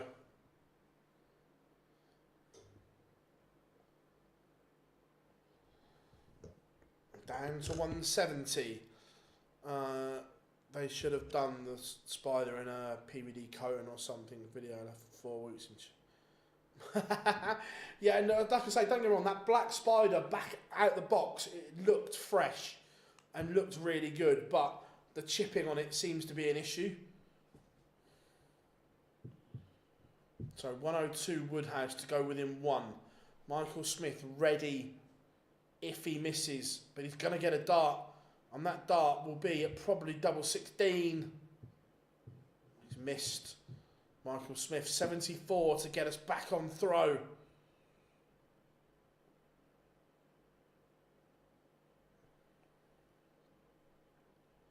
14s first. Oh, he's gone 18s. He's changed his MO. Finds it, breaks back. We are right on throw.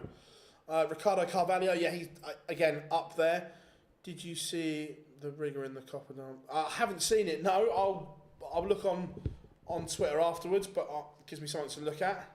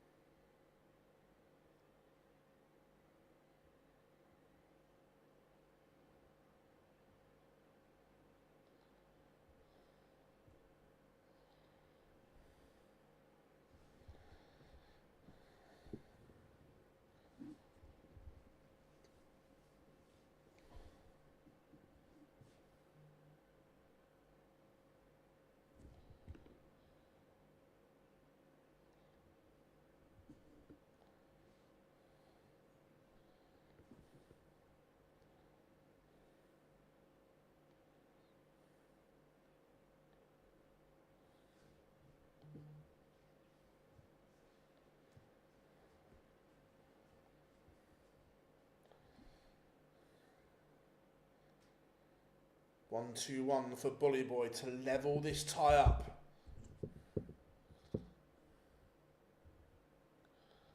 Gonna get a dart at the bullseye, and he's missed. So Woodhouse again to go within 1 and undo the damage of the last leg. 116. Oh, and he's made an absolute shocker there. So it means Michael Smith will come back for 25.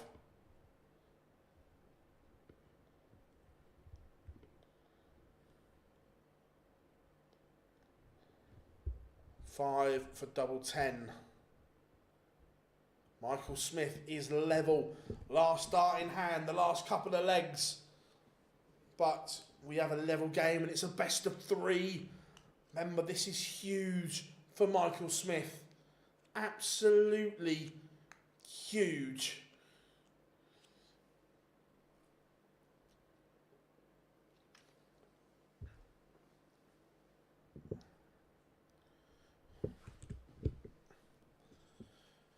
And he has got the ascendancy here.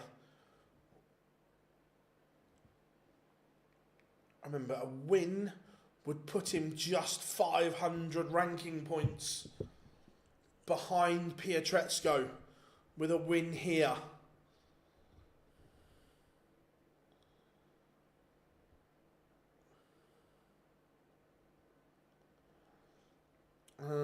Do you think darts could learn from Snoop? Okay, Marcus, I saw a bit of it. I was reading it. I think I got the point. Wrong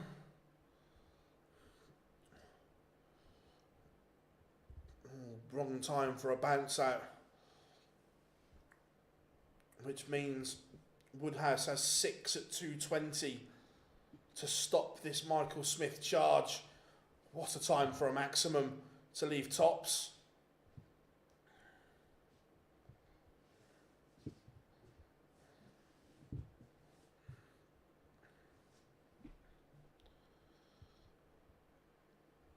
Woodhouse, the setup was brilliant, but now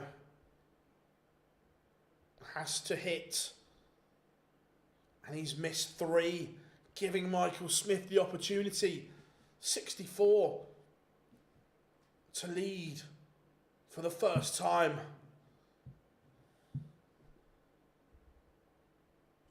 One dart at tops, and he hits Michael Smith. from 4-1 down, leads.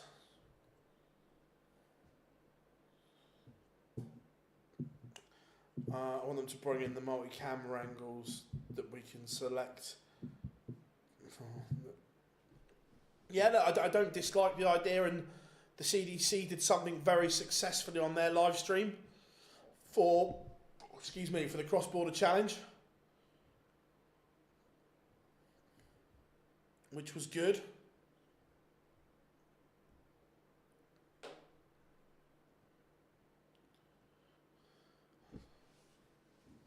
Michael Smith. Woodhouse is livid at the back of the oche. He knows he's had his chance.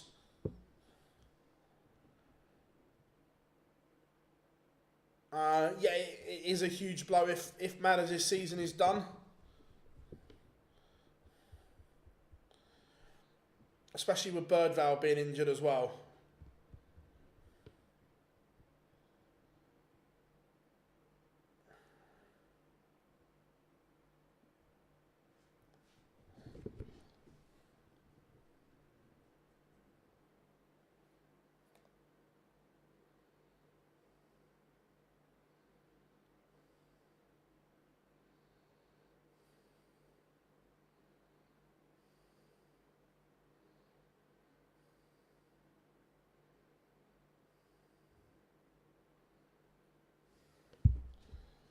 Michael Smith, 1-3-4. It's not going to go. So Woodhouse will get a look at the 1-4-4.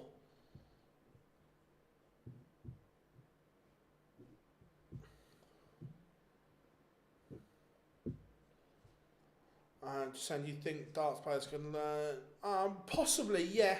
The issue is that darts has got dedicated broadcast teams where snooker doesn't really. Do you know what I mean? But no, look, I don't dislike it. Where Sky are very organised, and Michael Smith has missed a match start. Woodhouse to break back.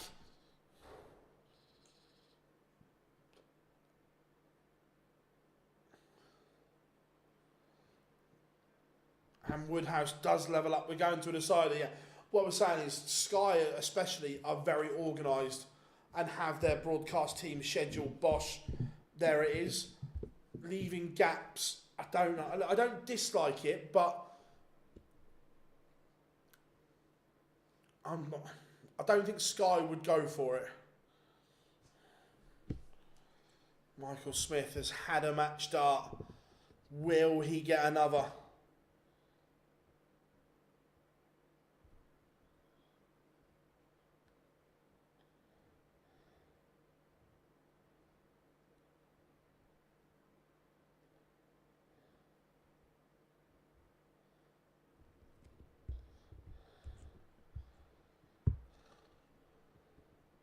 To be fair, MVG has done comms on ITV once, and he was actually okay. I don't know if it's around anywhere. I think it was 2019. It was the year the European Championship finals was in Göttingen.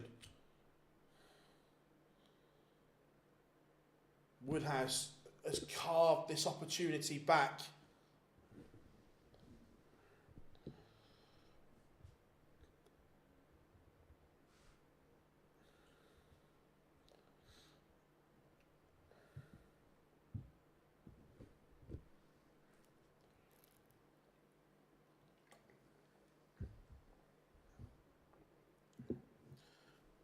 The last two legs, Woodhouse has produced.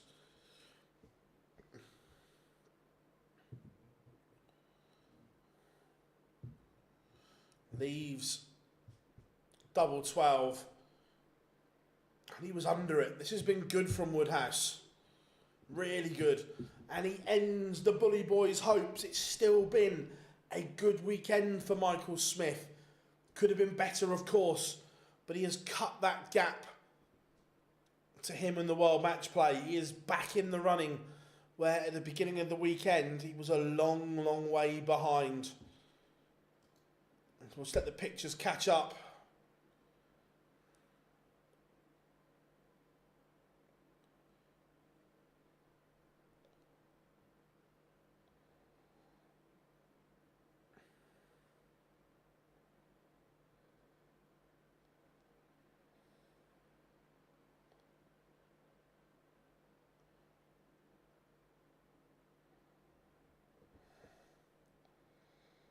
Woodhouse goes through.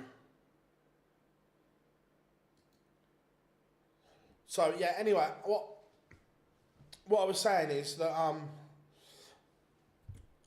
Michael commentated on Vincent's game for ITV. I think it was 2019 World Championships at Göttingen, and he was actually okay. He was he was decent.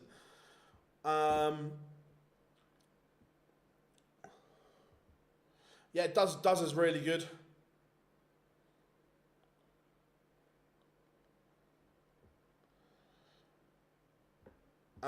So after that defeat, Michael Smith is 17th. He's £3,000 behind Pietreczko, which is doable. At the start of the weekend, he was £9,500 behind. He's cut the gap. He's within striking distance now.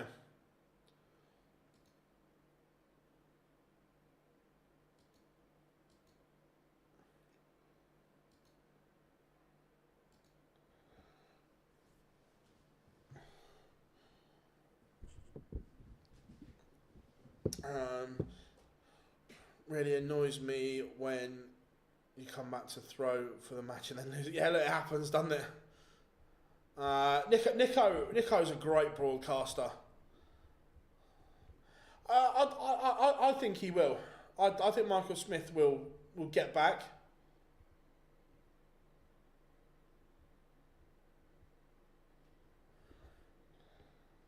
Oh, this game should be incredible. Coming up next, it will be Dirk van Duijvenbode taking on the Flying Scotsman, Gary Anderson. Hold on to your seats. Note of caution, Anderson fans.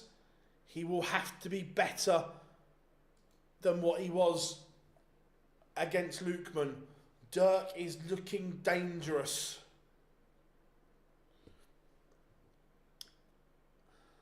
I think the DRA will touch with Nathan. No, I don't think so.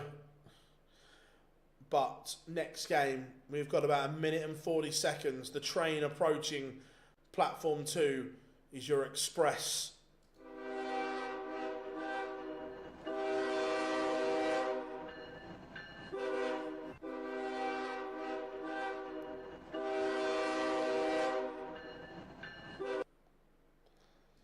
All aboard the Flying Scotsman.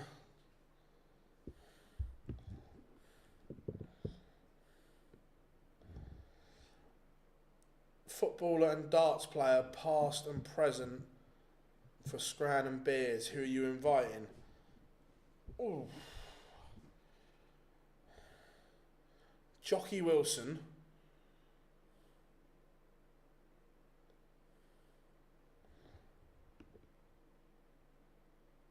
I'm not sure about the footballer, but definitely Jockey.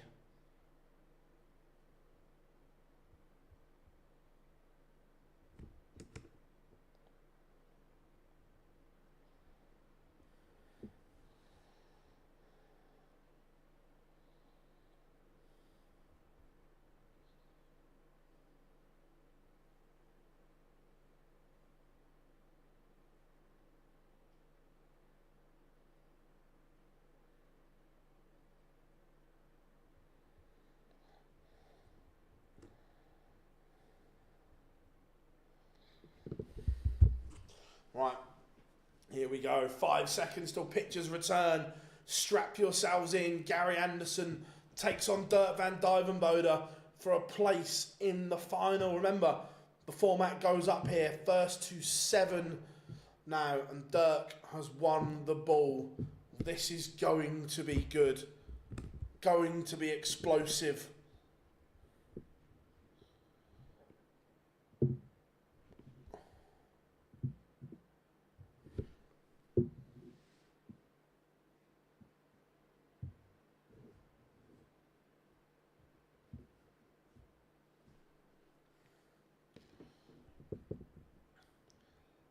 So nothing between the averages, front 9 or overall, between Woodhouse and Smith.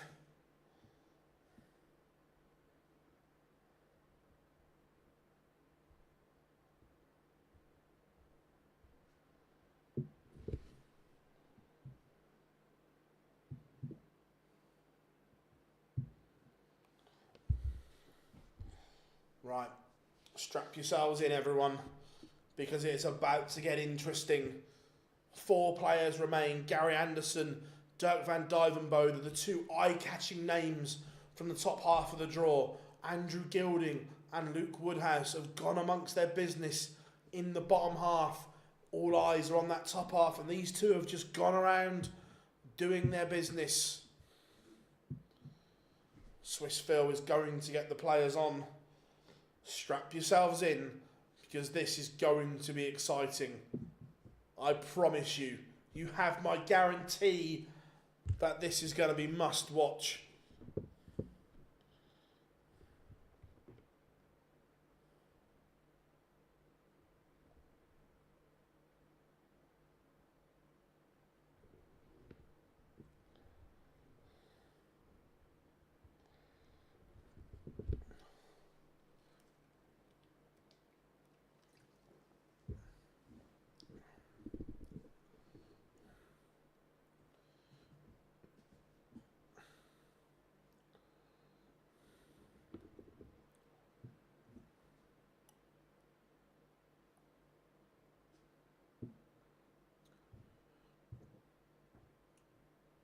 Jockey used to bring Gary and Phil to my local social club over. You love that. That's class. Love that, Great Showman. Dirk is on the stage, and he is certainly more pumped for this game than he was against the James Wade game. The old celebrations are up. Dirk's loving life, giving it the big one. I'm glad I've got it on mute so I can't hear it.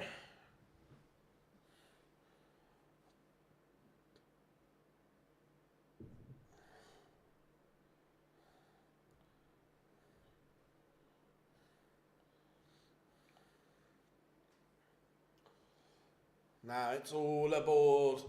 The Flying Scotsman. It's Gary Anderson.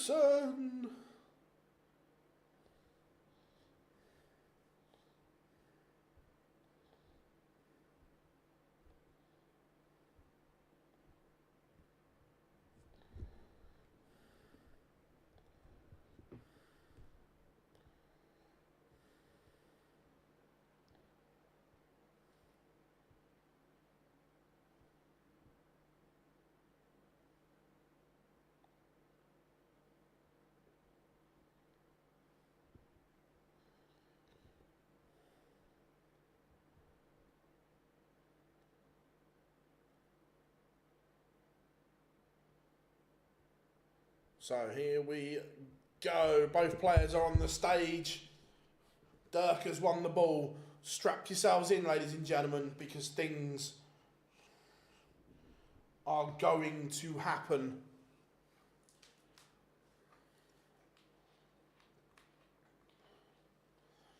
In their quarterfinals, Gary was ordinary but found a way to win. Dirk, there was flashes of genius from him. Then he switched off. He had to rely on James Wade, missing in the end. But ultimately, when Dirk hits that trigger, it was brilliant. What do you think of Barry's next goal? What do I think? I think his next goal won't be financial. I think his next real aim will be to crack new territories, like proper crack them, like America, Asia, and so on. No, I might be wrong with that, but I think that's the next kind of goal. The financial one, they've done that now. Well, obviously, they've signed some big long-term deals and so on. So I think, oh, look at Dirk knows where the camera is. Give us a wave.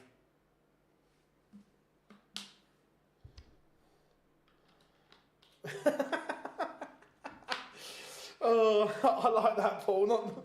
Is your missus not a fan of the old Dirk walk on then? To be fair, I'm with her. I hate it. But already, this is warming up nicely. Gary is threatening early on here. Well done, Gary, leaving 170 and not staying on the 20s.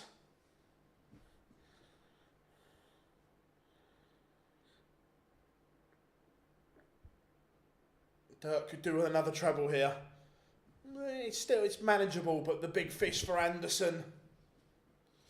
Oh, it's not going to go. Teased it. But 112 for Dirk to hold. The pace of this game is just great already. Both of them just rat-a-tat-tat. Tops for Dirk for a tongue topper. Oh, he's in the mood. 112, Dirk holds. Will darts ever fill a stadium in the UK? Look, that would be amazing if that happened, Brad. Look, would it at the moment? No. Could it fill... This is going to sound daft. Could it fill something like a 20,000 seater stadium? With the right tournament, yes. Could it fill Cardiff and so on? Not yet. But 100%, the right format, the right tournament... Could darts fill a 20, 25,000 arena? Yes.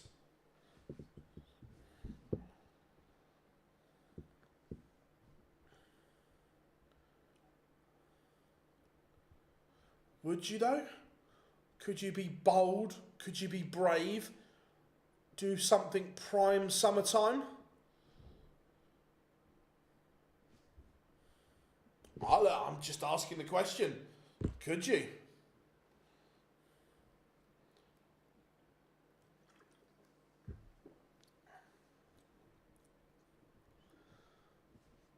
So 1-3-3 for Gary to level this tie up. That's not going to go, but he's just got to make sure he sets this up. Doesn't give Dirk a way back into this. I was going to phrase it another way, but I thought better of it.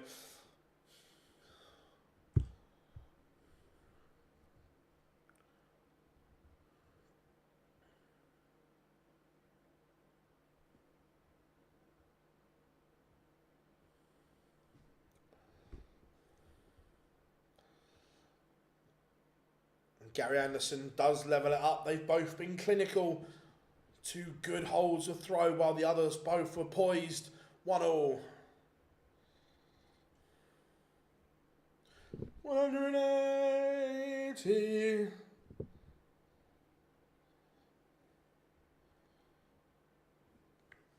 With the match play. So, I'm not sure. So I was thinking more a weekend event, maybe even a ballsy one-day event where you could look like they did the World Series event where they sold, was it 22,000 in Schalke? That was a long night. But prime summer, could you do a big event in a stadium? Perhaps. I don't know. Just playing with ideas.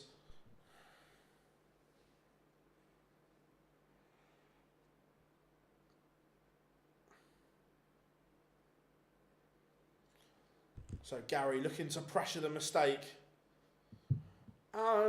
Look, for the first one, I wouldn't want to go too big. I think you'd pick one, maybe, yeah, that sort of size, but where I say would you need a roof and so on, I'd want one like St Mary's, Derby, Leicester that's completely bold, not ones that's got holes in the corners and so on. Do you know what I mean?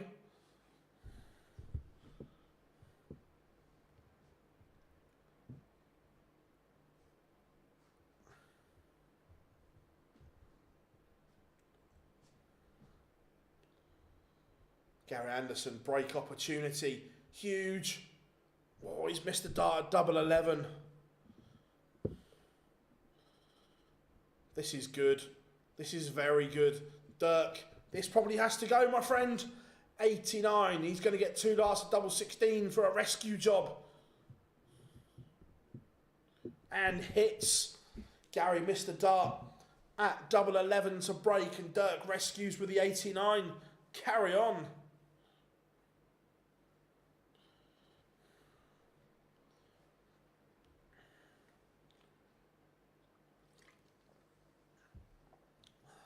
Why do darts players have to play against each other on the same stage? There's potentially no reason why they do. You could try something new.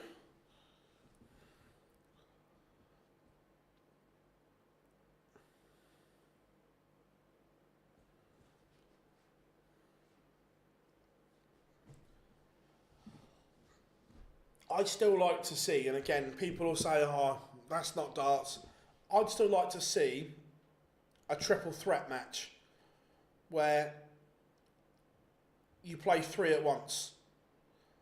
You bull up the same to see who throws first, second and third. Something a bit different.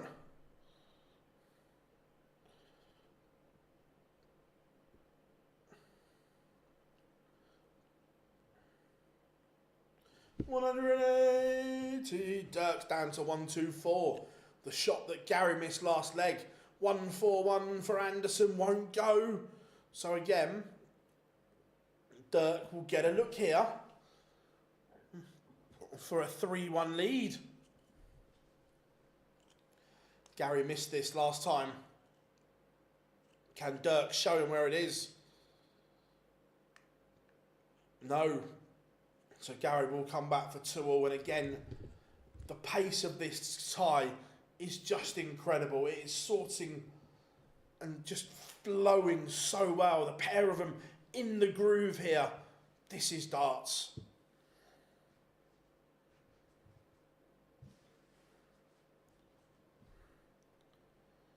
Loving this from both. Gary averaging 104.78, Dirk 96.47.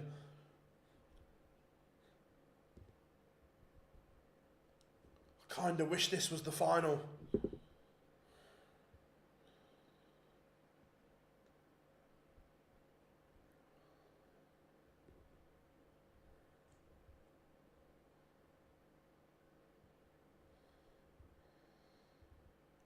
If the Worlds went to a new venue each year, that would be your first 5 venues.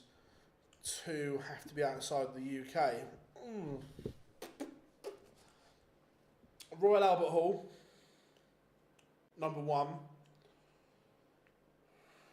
I don't really know any other arenas in Europe is the issue, but country-wise, you'd probably have to go Germany.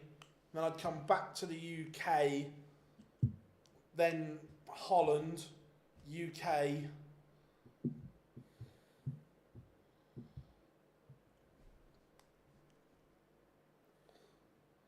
One, 2-1 for Anderson.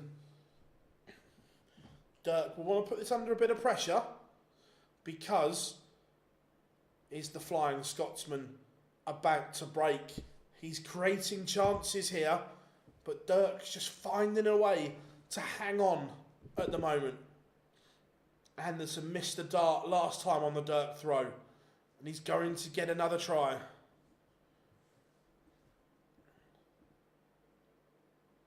$85. 15s or 19s for Dirk. Which way will he go? 2 at tops. 1 at 10s. Massive moment. And he's missed. Anderson now has a fully fledged break opportunity. Double 16. 3 in hand to lead for the first time. And he pins it. What about outside of Europe? I'd love to see. I'd love to see darts make it big in America. I genuinely would.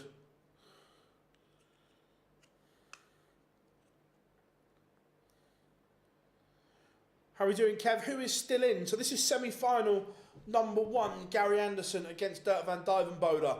The second semi-final will be Andrew Gilding against Luke Woodhouse. Gary is throwing well and he's got rid of that rust in the last game, averaging 104 at the moment. The Royal Rumble.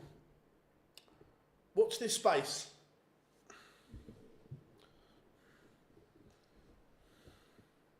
It won't be a PDC event, but just watch this space.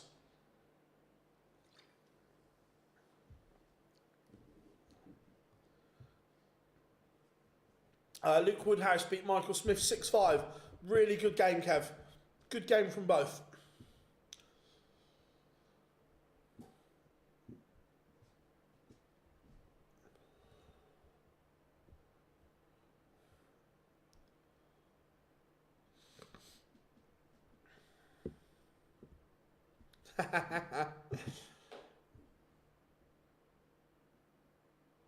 Edgar's had nothing to do with it.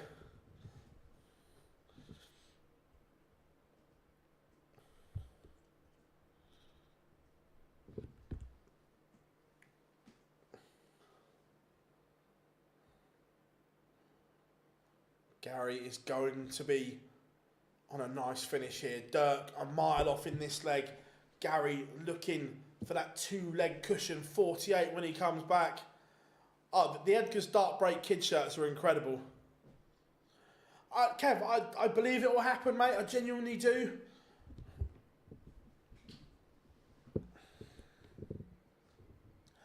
So, 48 for Anderson, 2 at double 16.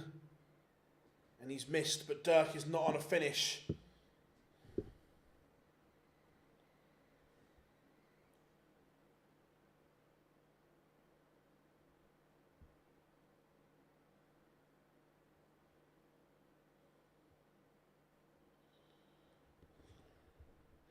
(4-2) Gary Anderson.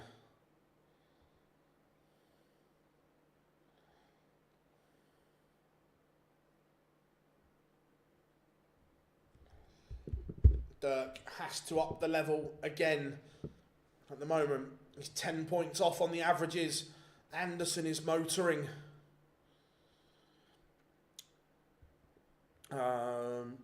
Dirk's lost his a little bit, yeah. New York City MSG.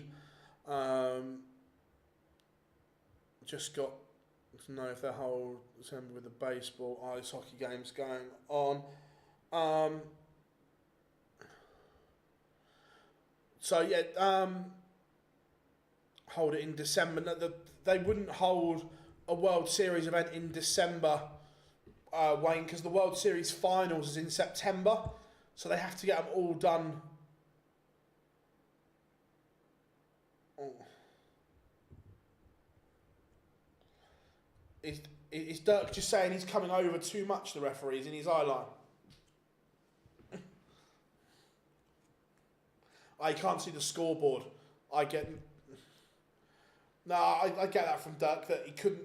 The referee was stood in front of the scoreboard, so he couldn't see what he had. No, I've just seen the angle of it. I get 100% what Dirk means there. So he was stood directly blocking the scoreboard. So when Dirk was throwing, he couldn't just look to see what was there.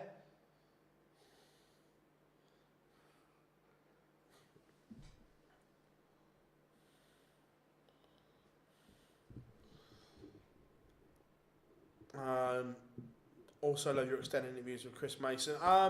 So I spoke to, I had a call with Mace earlier on. We're going to try and do something coming up, which will be quite cool. Also, I'm going to sit down with Duzza, booked for later this week as well. So we've got some extended ones coming up, which will be cool. Chances it leaves Ali Pali. Not this year. I might be completely off. I don't think it leaves this year. But this year might be the last at Ali Pali. Gary Anderson 5-2 in front now.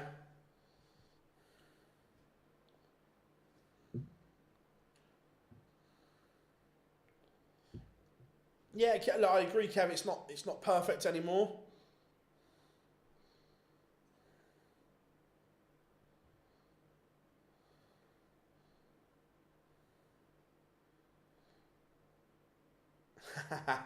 Quiet week, Chris. Quiet week.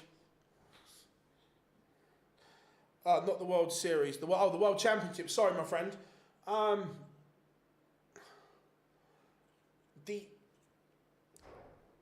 issue with New York, or the issue with taking the World Championship too far, is one, the broadcaster, and 2, the Christmas break and New Year break causes problems.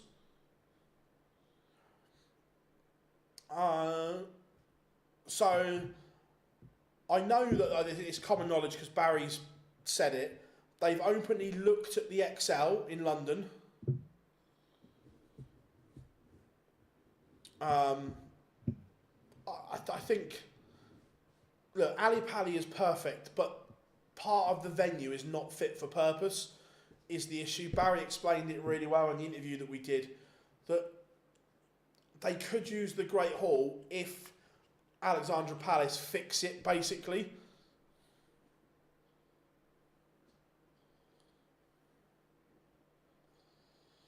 So, no, I don't know. I think they'll look at all options and so on. But look, the hall that we use at Ali Pali now just isn't big enough anymore. It's outgrown that hall.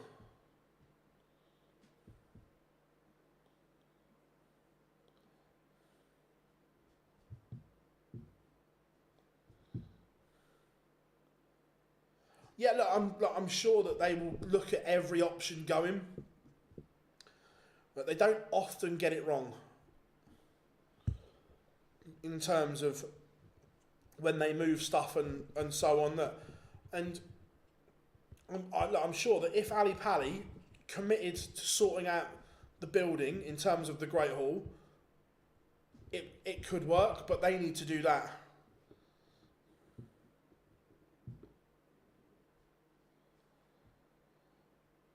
They will. It depends where they move. Look, I can't say about snooker because I don't know I've never been to the Crucible and so on. But look, they left the tavern, and everyone said it was too big a gamble, and it's worked.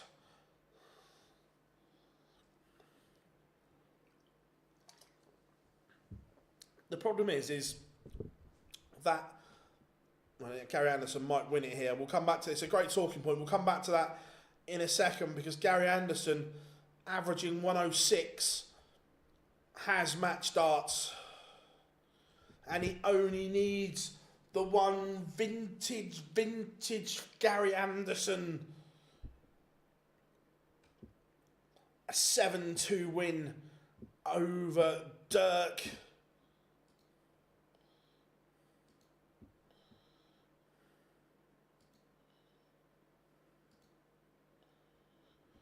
It's fabulous. Fabulous, fabulous, fabulous. As Gary rings around. The Flying Scotsman is into the final.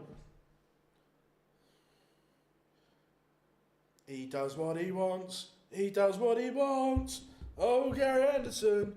He does what he wants.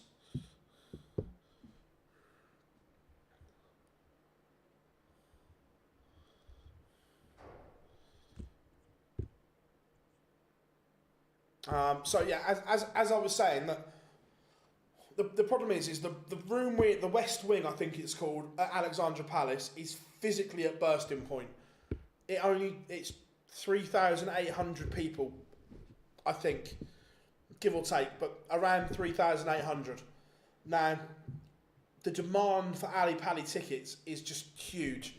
Now, you can do that for a couple of years, but when the demand is that big, you have to find somewhere bigger, because the only way darts grows is by expanding and so on and getting more people in, and they just can't do it there. So it comes to the point where they're going to have to. Look, if you sell out 1 year, people go, oh, that's good, but now this is 3 years on the bank. Tickets for the World Championships will not go on general sale. Now, that can't happen for the growth of the sport. So that's why they have to look for somewhere bigger. The Crucible is not fit for Kings. I've never been to the Crucible. I've heard it's a special atmosphere and so on, but I've also heard a lot of people say that it's not good enough anymore. Kev, look, Gary's ranking will continue to go up, mate. Don't worry, you'll get back there.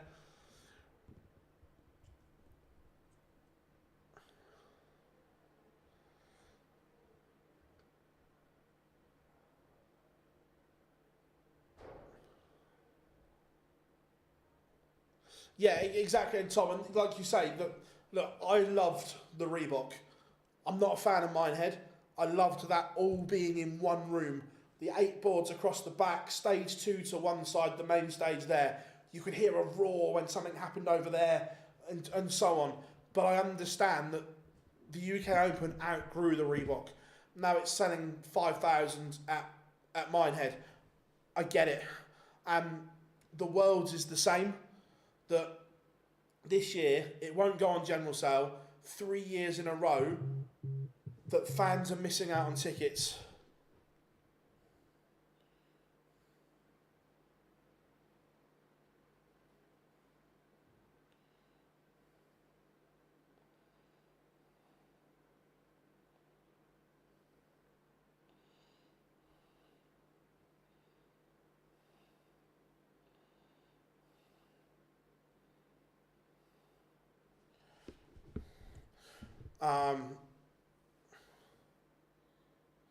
Yeah, it is in the middle of nowhere. I fully get that, but it sells out in the blink of an eye. Like literally, if you've not when you go to Minehead, if you've not rebooked by Friday night, there's nothing left.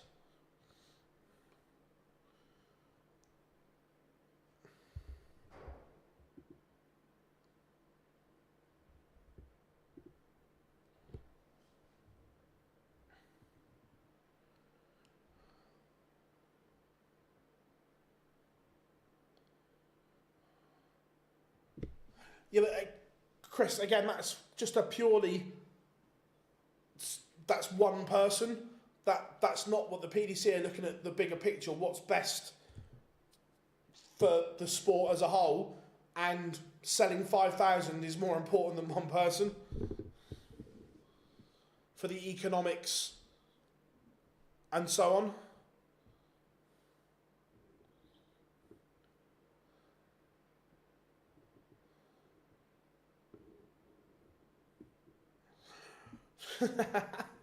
If Gary wins today, does that mean he's qualified for next year? Do you mean next year? Do you mean the European Championship finals in Dortmund? Yeah, if he wins this, he'll be there.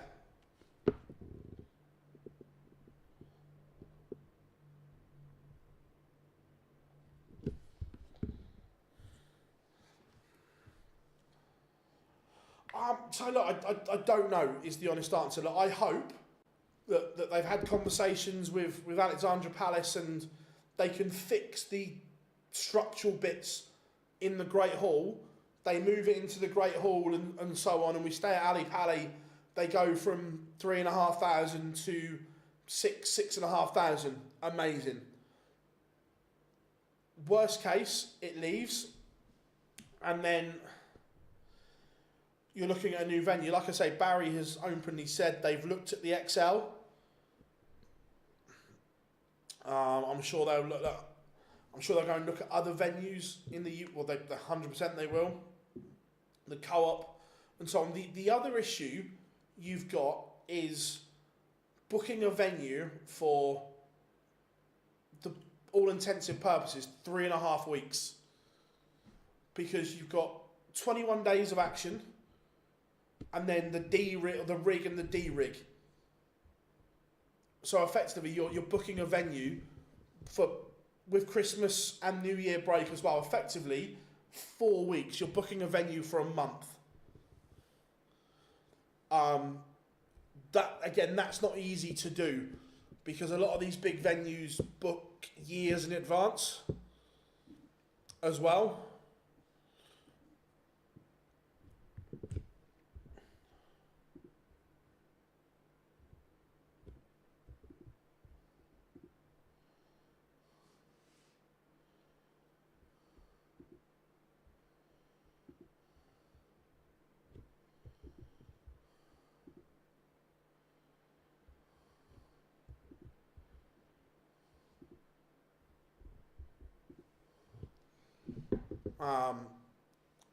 So look, it'll be interesting to see. Look, in an ideal world, it stays at Ali Pali and they move the hall. That's the perfect scenario. Will Gary ever make it back into the top 10? 100% he will. Yep.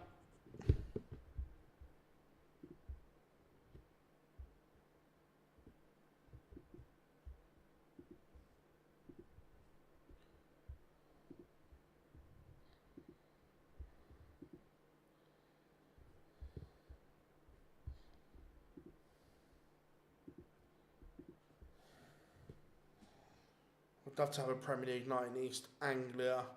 Yeah, I was going to say there's no big venues, is there, that way?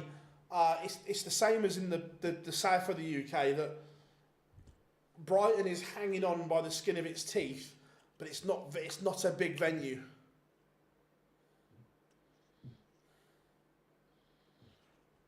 Is the thing? It really isn't.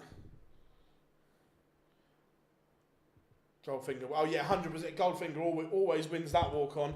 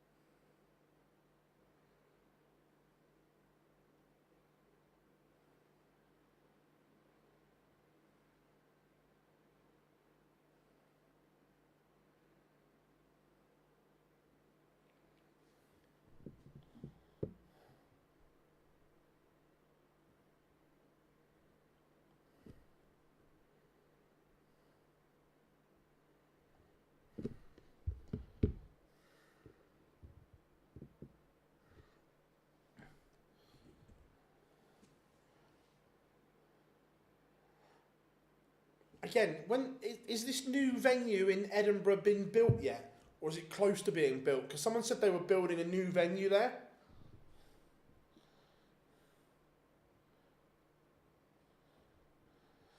Yeah, I think, Tom, he's 11th, but he's only like 50 grand off of 5th or something. It's real close, really close.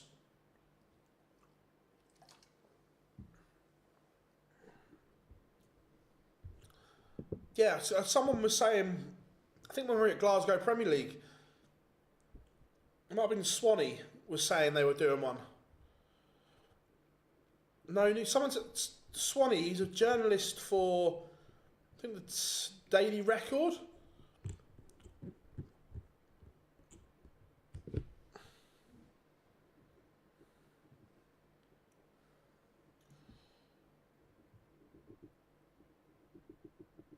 Do we see a Premier League night outside of Europe? Oh, outside of Europe? Not in the foreseeable. I think we could get another night in Europe, Belgium or Poland perhaps.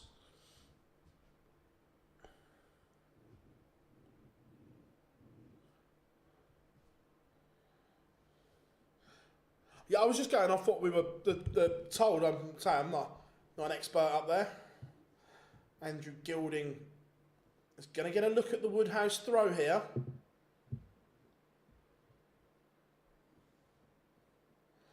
Look, he's looking all right, Raymond, but look, he didn't play well in the quarter-final, but found a way to win.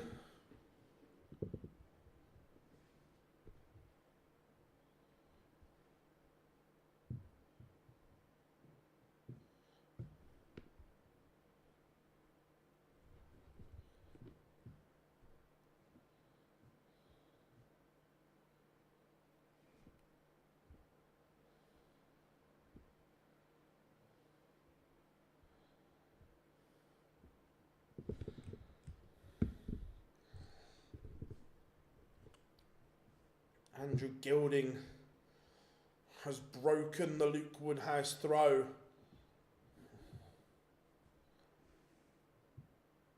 Yeah, exactly. He didn't play well, and will have to play better.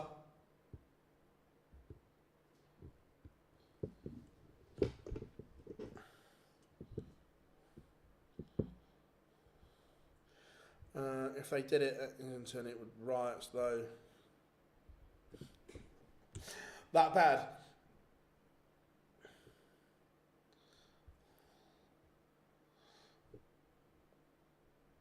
Again, Gilding in control here. The next Players' Championship is Monday the 12th of May. So so a week tomorrow.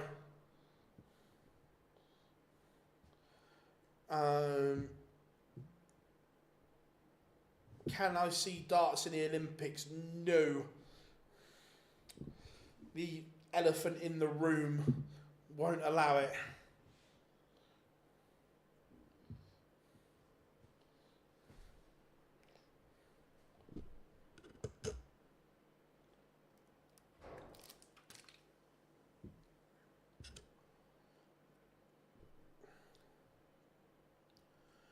Gilding just looking to set up 219 here.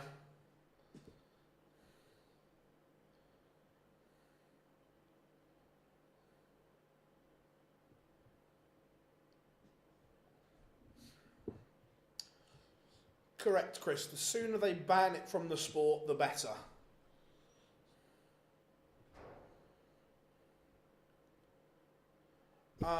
Yep, obviously the Premier League players are in action, but there's no event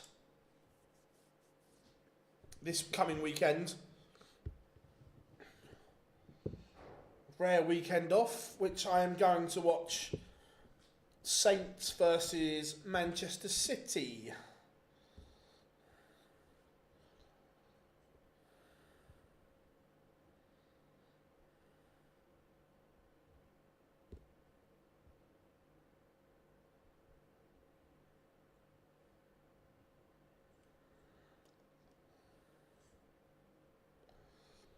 Gilding 2-0 to the good Woodhouse. Is going to have to find that form that beat Michael Smith. City will win 9-0.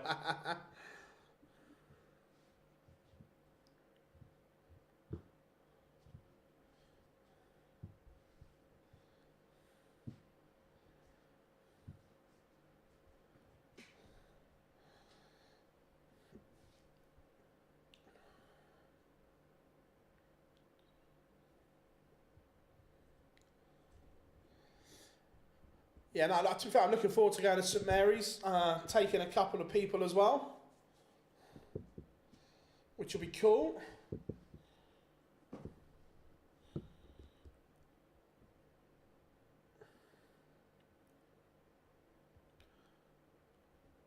Gilding, again, not playing amazing, but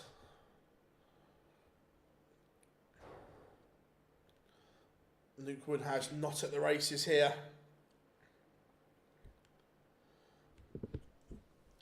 Chizzy playing with, yeah. Look at the rankings, Phil. Yeah, Dimitri, he's in trouble. At the moment, the only thing holding him up there is that UK Open win.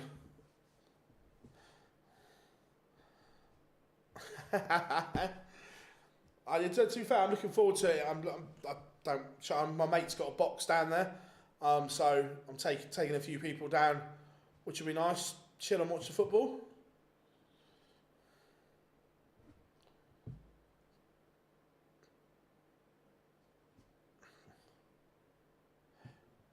It's not to do with the actual darts that's the issue. It's the preparation that dart players would have to do to be at their optimum level, I think, is more the issue.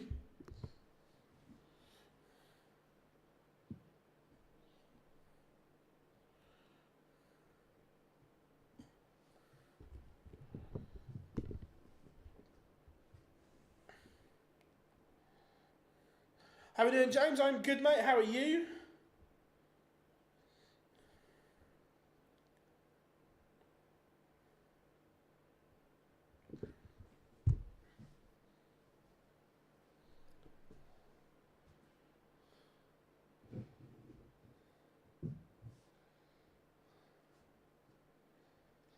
Thing is though, Paul, you don't get a 4-year ban for getting pissed.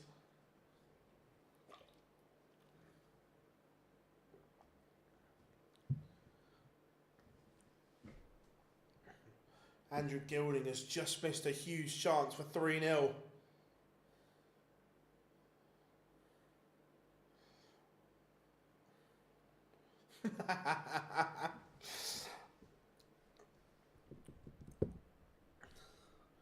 Woodhouse does not punish.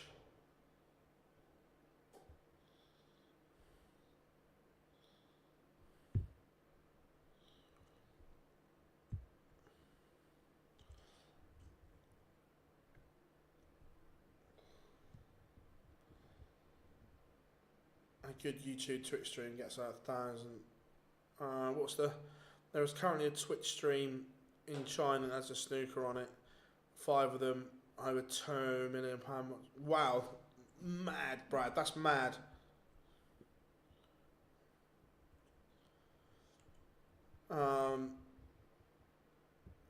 Like I said earlier, I wish it was banned from the sport. Genuinely do. And the PDC don't make many mistakes, but when they set the Dev Tour up, they missed a huge trick and a huge opportunity to help stamp it out.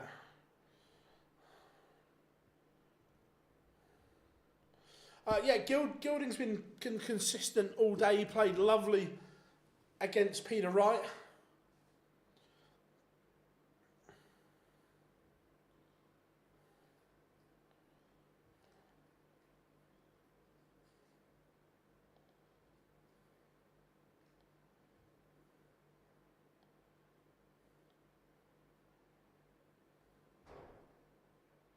Yeah, look, back when they created it, in my opinion, it should have been banned. Nothing served on site at all.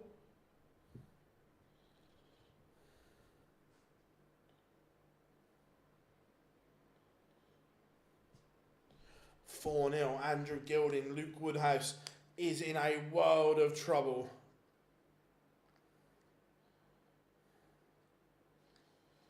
World of trouble here.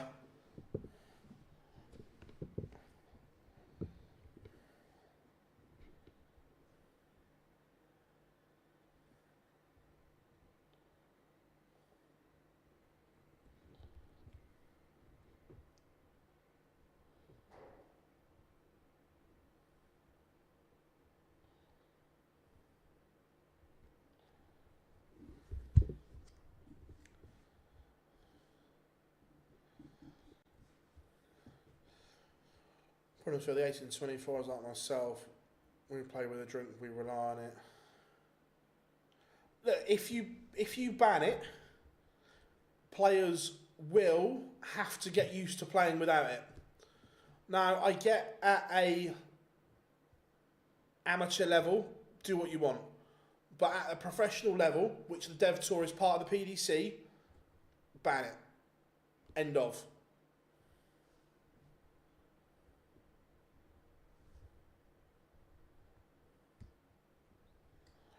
Look, I just, people know my opinion on it. I haven't had a drink for 3 years because I don't like it. It's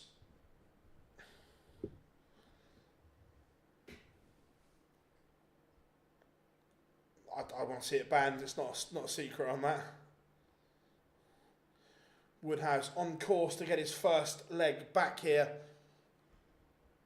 Double 16. Gilding not on a finish, so Woodhouse will have something to build on here.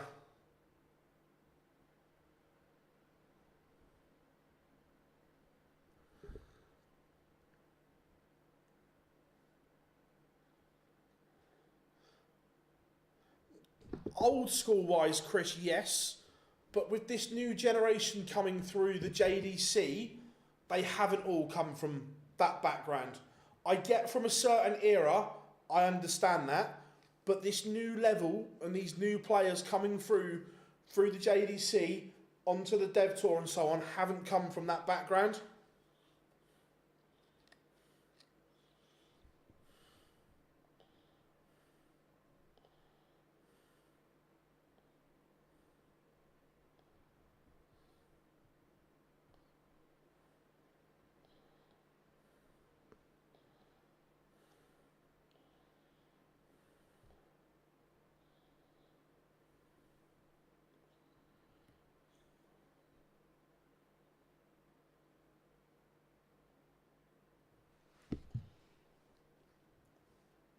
Gilding, Woodhouse. Is this their off game? Remember, it's a shorter turnaround for them to get ready for the final.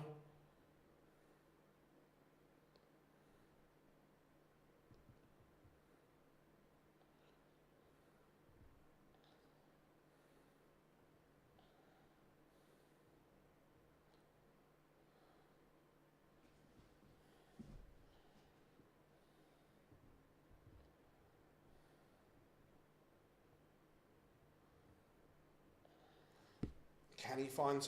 And that's what I mean. It was like, I get from a certain demographic and age, it's from that. But these coming through academies, the JDC...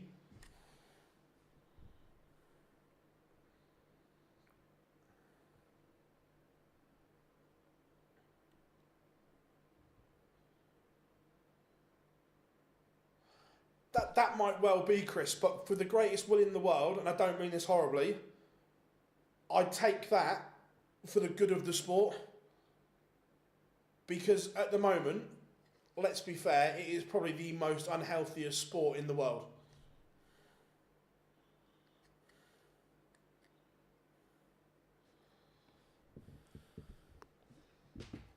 If drastic actions were taken now for the good of the sport in 15, 20 years' time, I'm all up for that.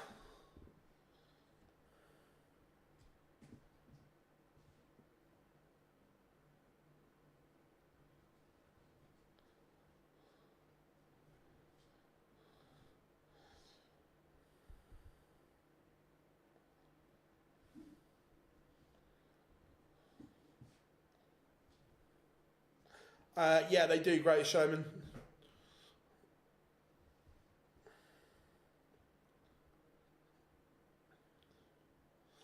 Gilding is going to get darts for 5-1 here.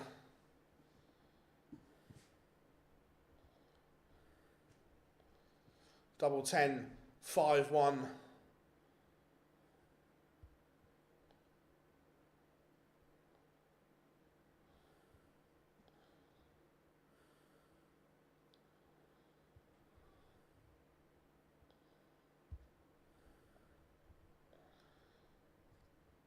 If you've got sponsors paying good money to the players and they play, yeah, exactly. And look, you can see it sometimes that when players are interviewed, it's like car crash.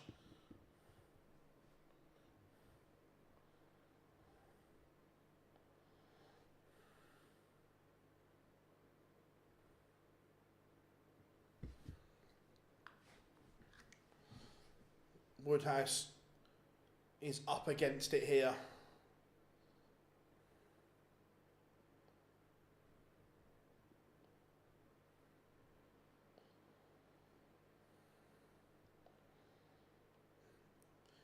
Yeah, we gutted Woodhouse because he played so well against Michael Smith.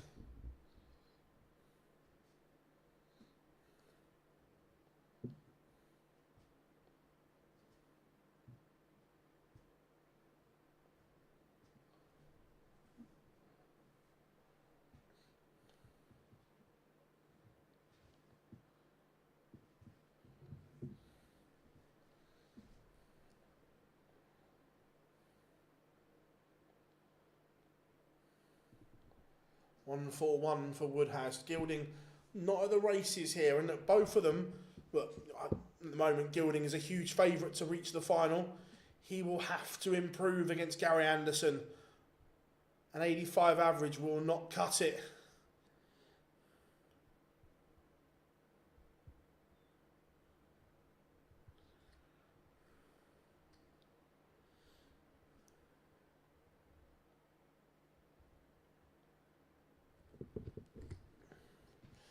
.56. And it does go Woodhouse back to 2-5.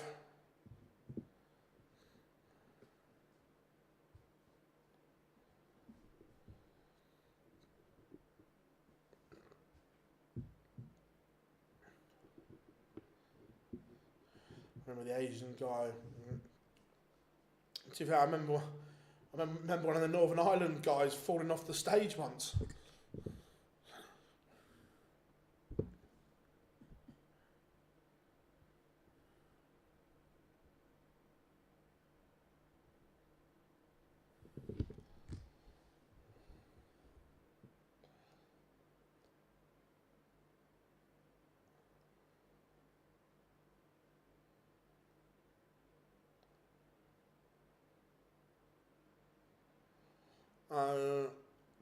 The one that played Jim Long. Yeah, the testers turn up randomly at PDC events, Pro Tours. They've been at the Euro Tour recently, TV events. So yes, they are randomly tested.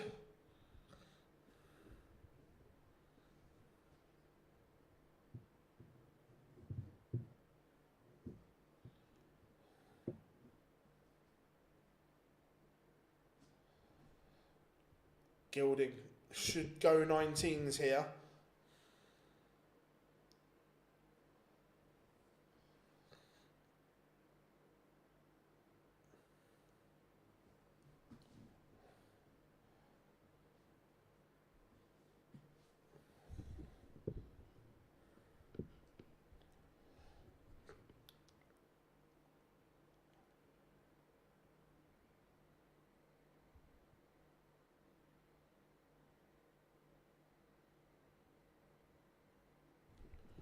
Gilding 206 to go within one. Given the different bands, I would like to know the So, Tom, the difference is, and by the way, this isn't a darts thing. This is UK anti-doping set the bans. From when Richie was banned to when Dom Taylor was suspended, the rules were changed in relation to recreational drugs and enhancing drugs. When Richie was banned, there was no differentiating. It was, if it's on the list, bang, there's your ban. Now, Gilding's taken out 160. That's incredible. So yeah, UK anti-doping changed the rules a few years ago. That's why the ban was different. I'm not saying it's right, but I know the answer to that because I asked the question.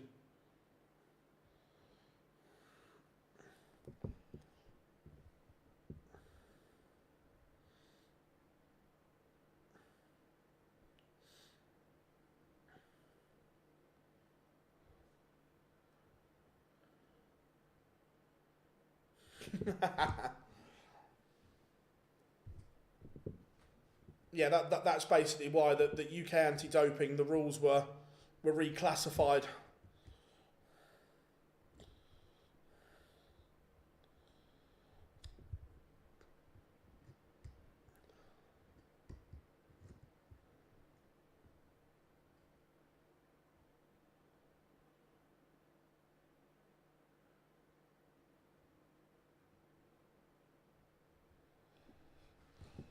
Gilding is now one away.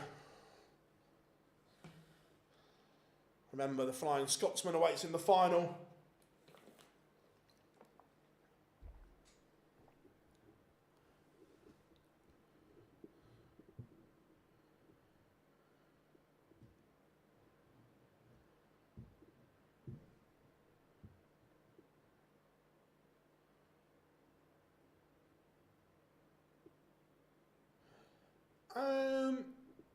Did I believe he was going to change?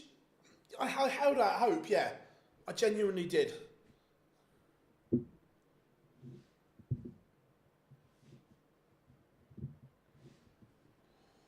But Gilding, 115 to win it.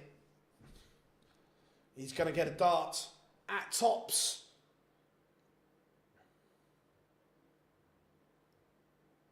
And it won't go yet, so Woodhouse.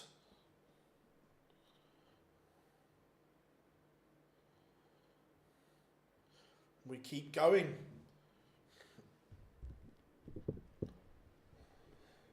Gilding has had a dart to get to the final.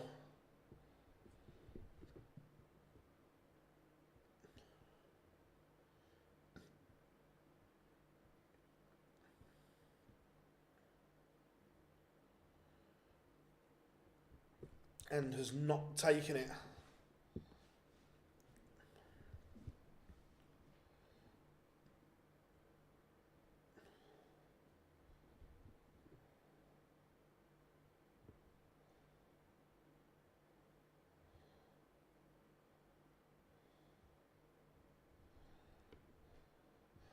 Now, can Gilding get the job done here is the question.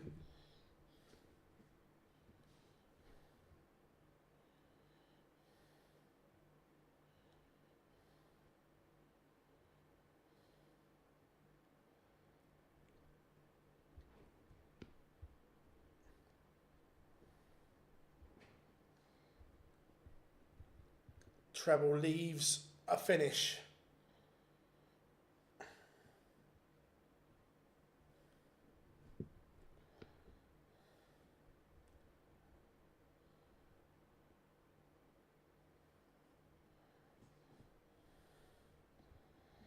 $170, the big fish. It's not going to go. So Woodhouse will get a look at this 164. This would be for a break. Unlikely, but doable. Another treble 19. Oh, hello. Oh, he misses the ball.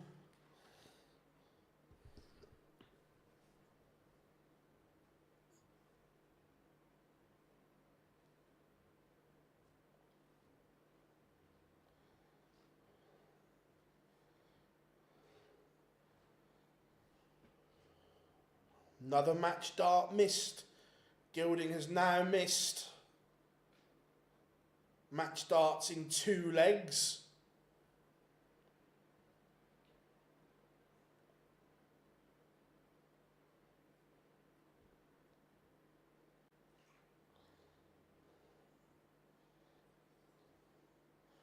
But Woodhouse has also missed the opportunity. Gilding returns. And this time, Goldfinger books his place in the final.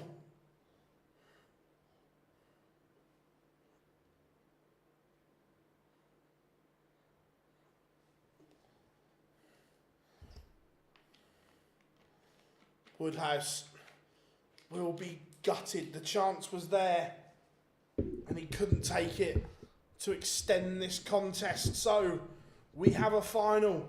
It will be the Flying Scotsman, Gary Anderson, against Goldfinger, Andrew Gilding.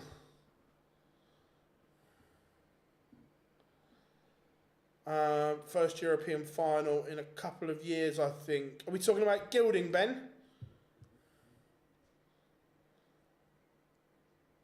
See Scott Williams. Yeah, I saw the interview on TalkSport.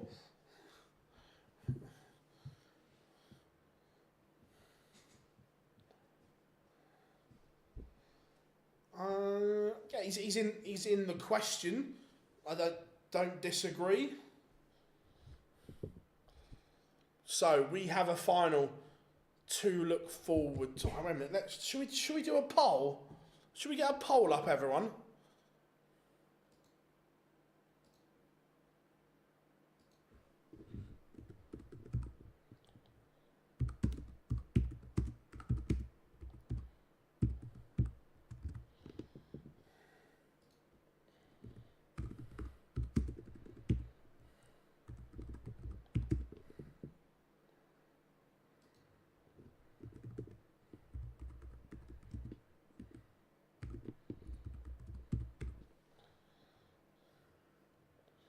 There we go. Let's get a poll up. Can't be a good poll.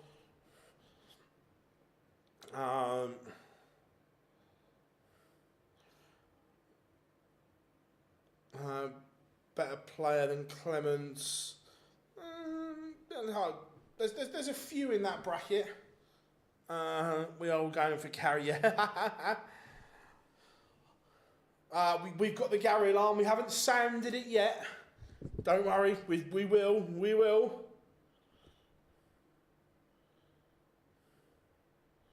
But look, I expect Goldfinger to play better. Look, the pace of the last game suited Gary.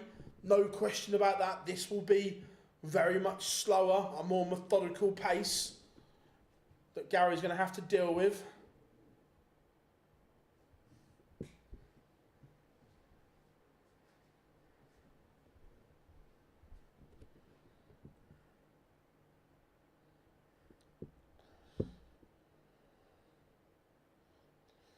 There will be a bit of Celine Dion going on, don't worry.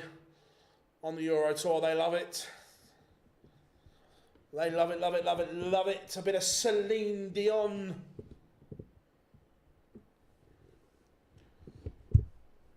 Also, I need to...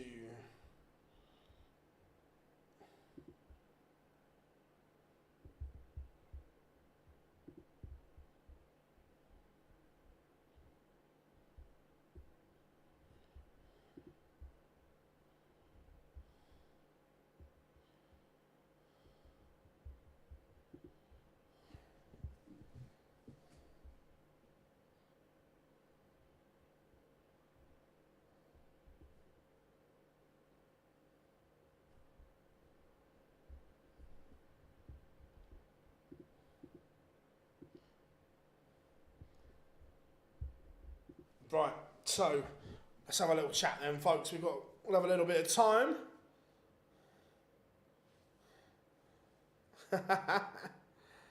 Are you surprised that he hasn't played the last couple of Euro Tours, Phil? Considering, I thought he might have played in this one, but was I surprised he missed Graz? No, not at all. Wasn't surprised he missed Graz. Look, Graz is an absolute bitch to get to.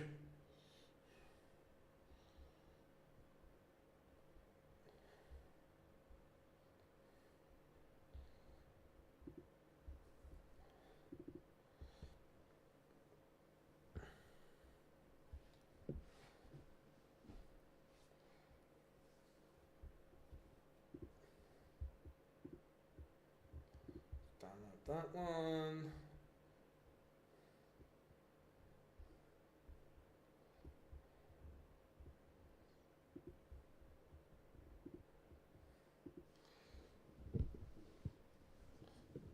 Again, Gilding's front nine averaged 98. He will probably have to up that.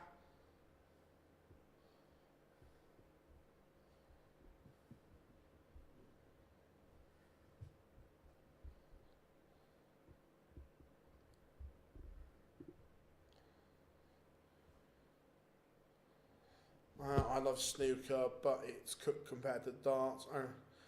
Yeah, look, and we were talking about that earlier, that they need to find a way to speed snooker up. It's too slow, too boring for youngsters.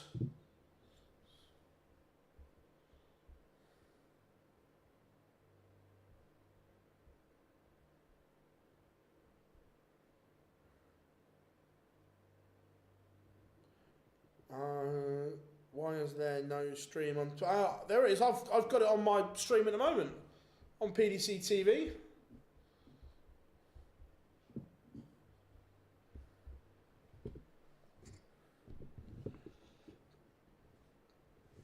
So let's.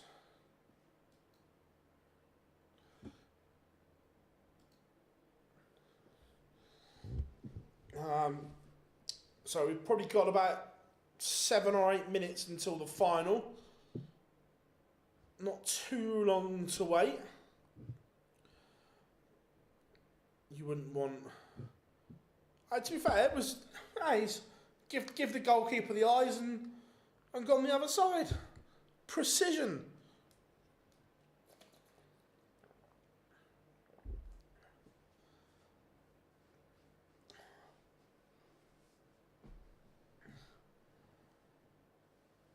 I would love Gary to win the Grand Slam. I genuinely would.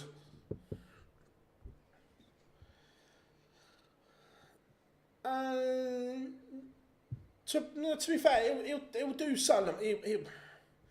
He will miss some.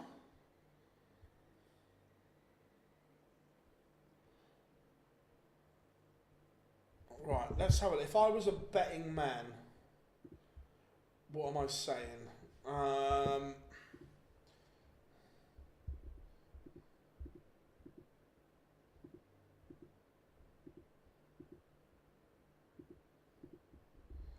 I think, so he's there. I think he'll do Rosmalen. I think Rosmalen and Leverkusen are possibilities. I think Kiel is off. Kiel is a nightmare to get to. I think Kiel is off. I think Antwerp will be alright. Prague, Budapest.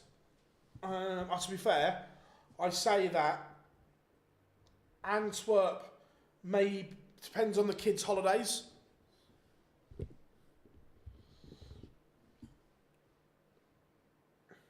Working no, nice. No problem, mate. Glad that worked. Asian World Cup qualifiers were on today. Malaysia and Singapore won the semi-finals with Chinese Taipei. So we will see Paul William at the World Cup. Everyone loves that.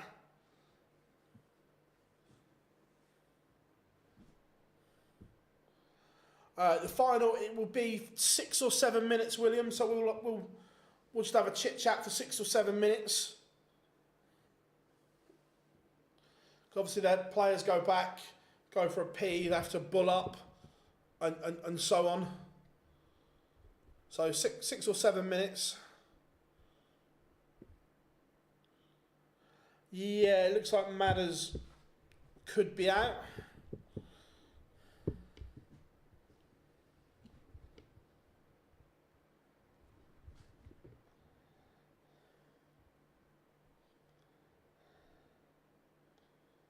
I think the Saudis will try and buy darts. No, not yet. It's not ready.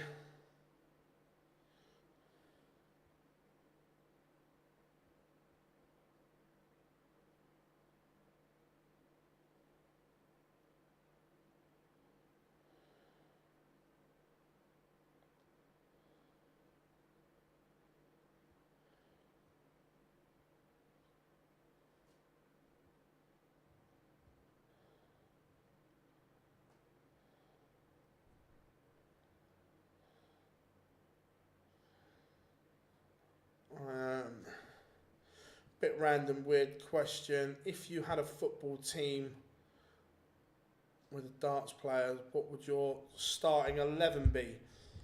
Nathan Aspel in goal. Mark Webster left back.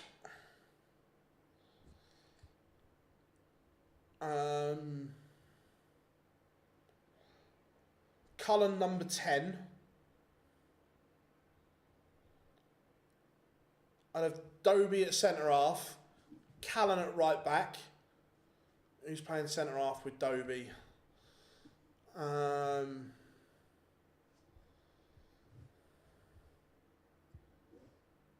am I playing centre back with Chris Dobie? Yeah, Dirk centre back with Dobie. Josh Rock is playing the Kante role because he can just buzz everywhere. Who's playing centre midfield with Rock?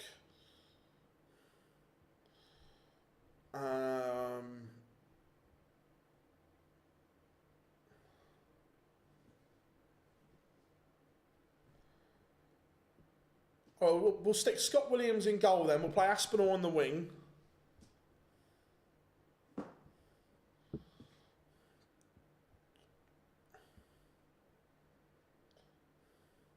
I think we all want to see Gary win so badly.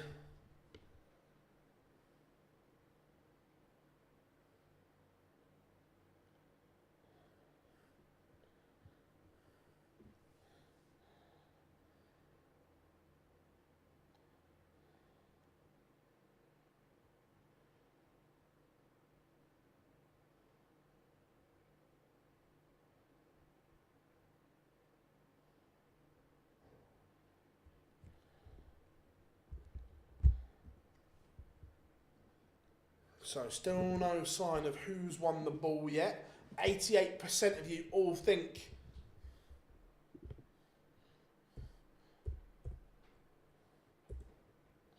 that Anderson is going to win.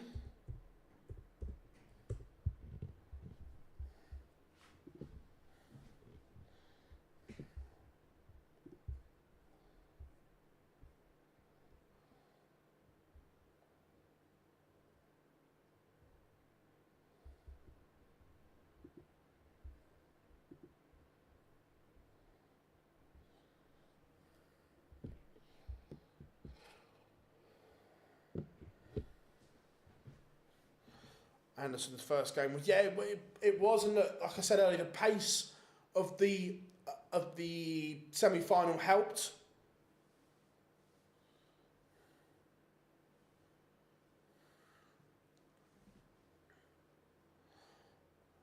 Phil manager, Bob the assistant.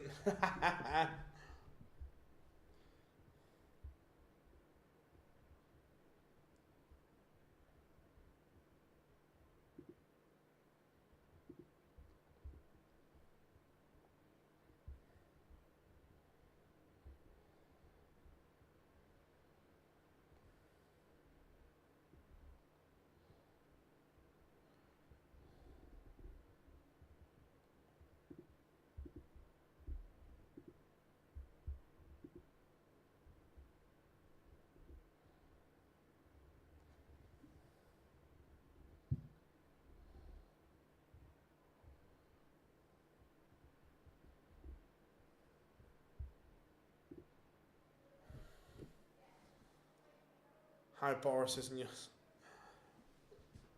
I've gone. We could fit him in there. I'm just trying to find.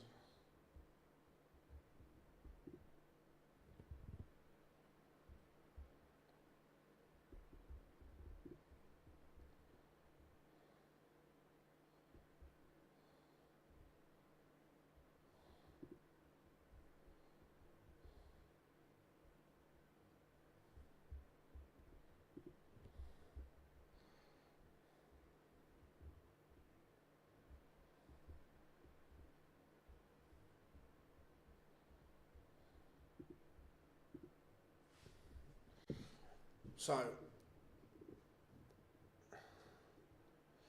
I don't know if we'll see Dimitri at the World Cup or not. I hope so. I hope things are okay for him.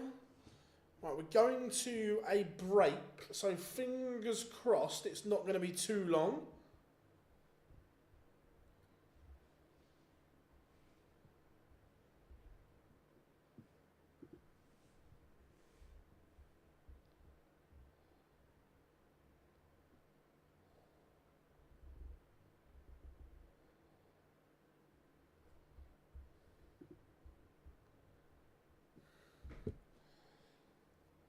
I'm confident Dimitri plays. I suppose it depends how he is. Is he able to play?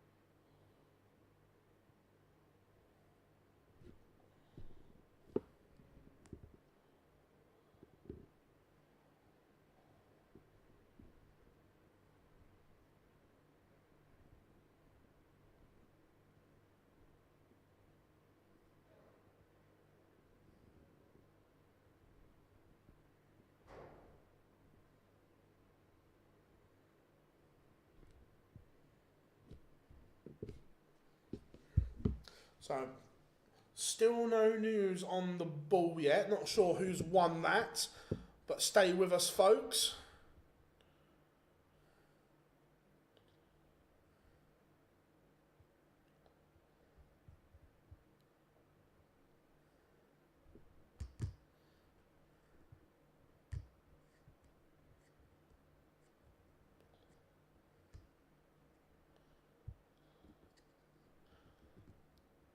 We've got about 50 odd seconds till pictures return. Yeah, it's weird, isn't it? It's like a trip down memory lane.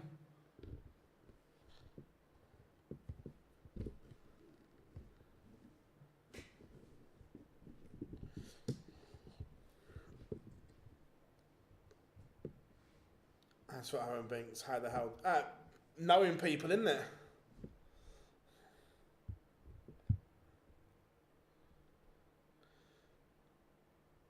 I think Gary will win, but imagine if Gilding wins and upsets the odds from the start. Yeah, look, this will come down to Gary's pace and temperament, that he's not going to enjoy the pace.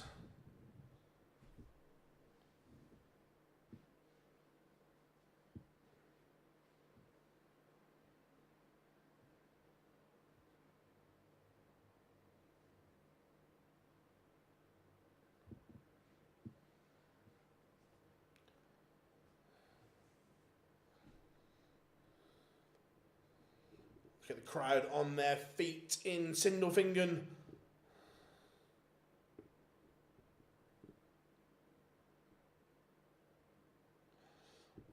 Not really, Chris. So I'm not a Liverpool fan, but I was offered a ticket for Liverpool last week winning the Premier League at home, or whatever it was, against us. I was offered a ticket in the Liverpool end. So again, it's all who you know.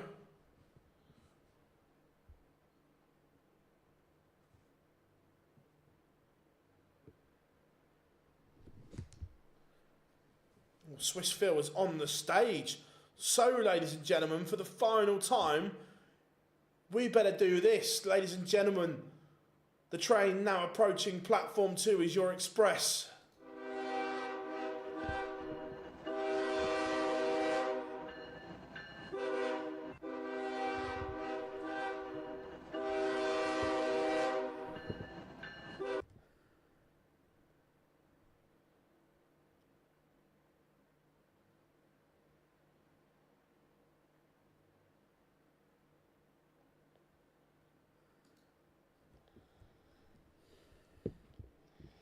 We are ready to rock and roll.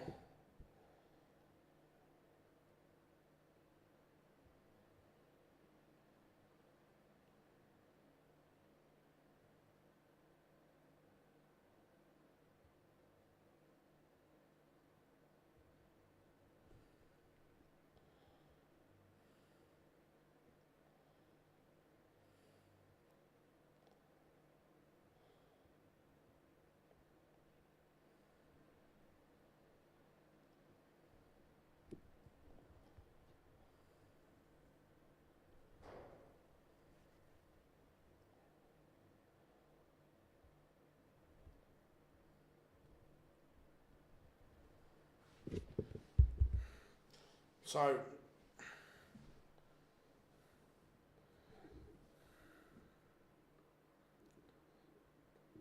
here we go. Gilding is on the stage. Gary Anderson has won the ball.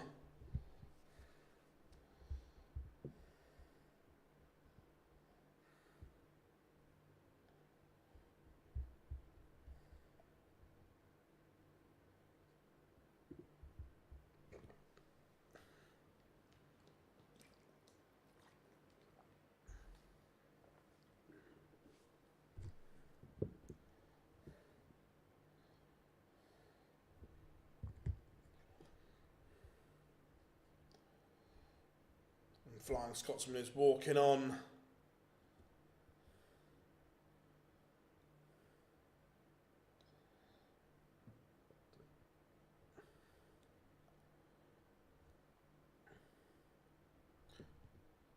To be fair, I still think Kane can come back and beat it.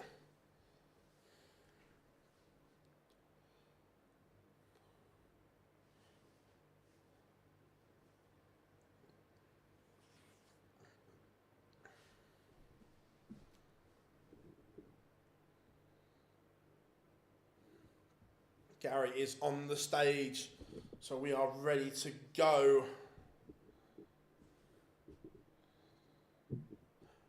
Yeah, but Chris, he's never had pace, so he hasn't got to worry about losing that. As long as he's still fit and playing.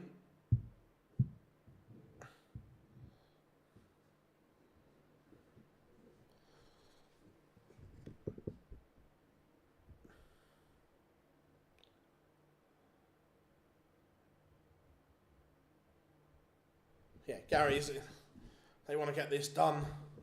Romeo done.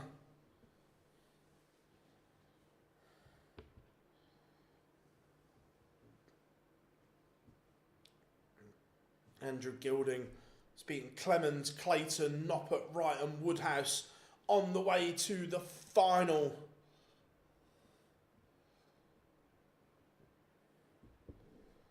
A couple of last leg deciders early on, but after that it's been fairly comfortable.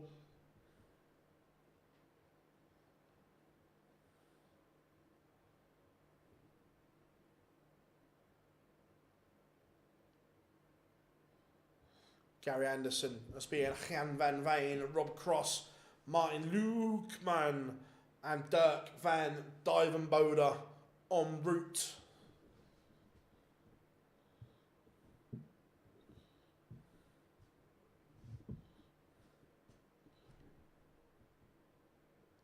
The Flying Scotsman gets us underway. And it's a sluggish start from Gary.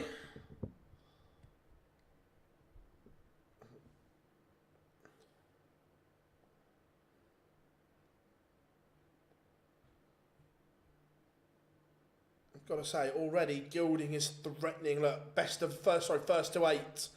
So you've got a little bit more time, but early on, Gilding is threatening the throw.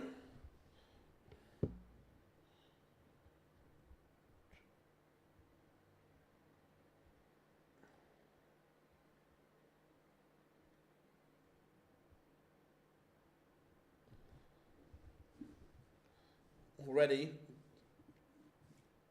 Gilding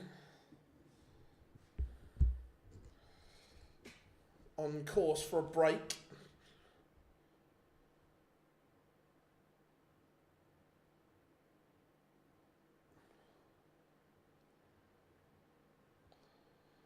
Has anyone else's PDC TV gone a bit jumpy and jittery all of a sudden?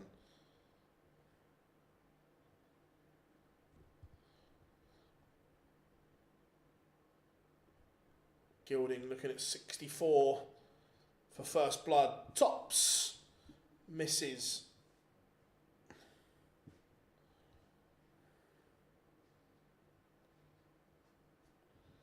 $152 is not going to go for Gary. And he has had a mare first leg here. Gilding double 10 for 1-0 and a break.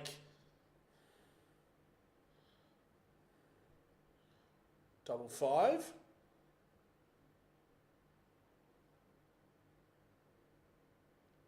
Well, this would be some steal from Gary Anderson, 92. He's going to get 2 darts. It's...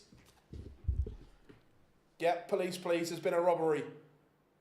Hildesheim. His name's Anderson. He just swagged the first leg.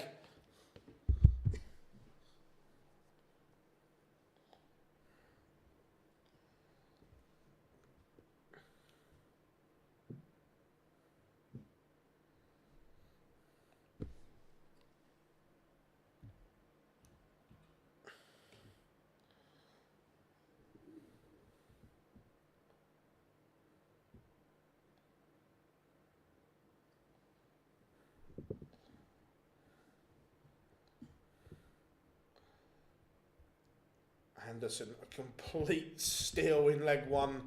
Gilding, missed opportunity. But he's playing better than Anderson at the moment. Gary not settled. Again, not sure if the pace is a thing. But we said it would be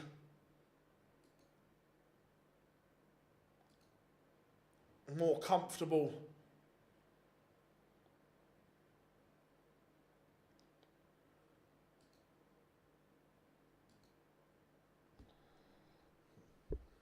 They're both on for the perfect red pen leg.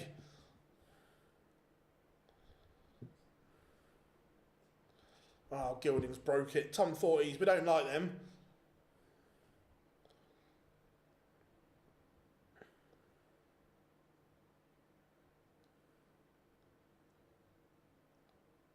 So Gilding is going to get a look at 61 to level up at 1-1. It's going to be one dart at tops. Missed it in leg 1, misses it in leg 2. Anderson 64 for a break.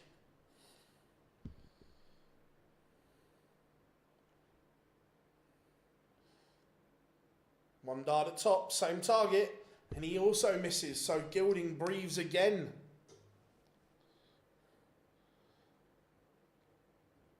Oh, Gilding has done exactly the same. Inside 10s, inside 5s. Gary Anderson could find himself 2-0 up in a minute. Fortunate.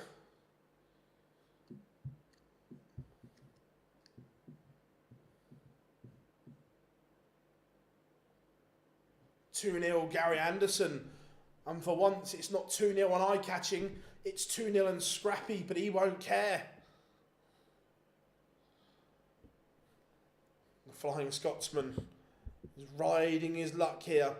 Gilding could not buy a double at the moment.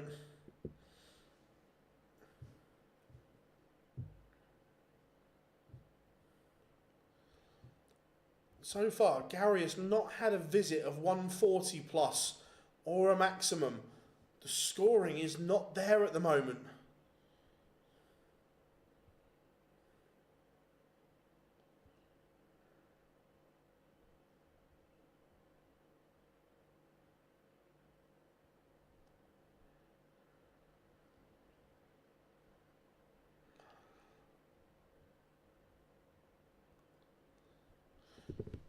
Two treble visits are hard to come by at the moment.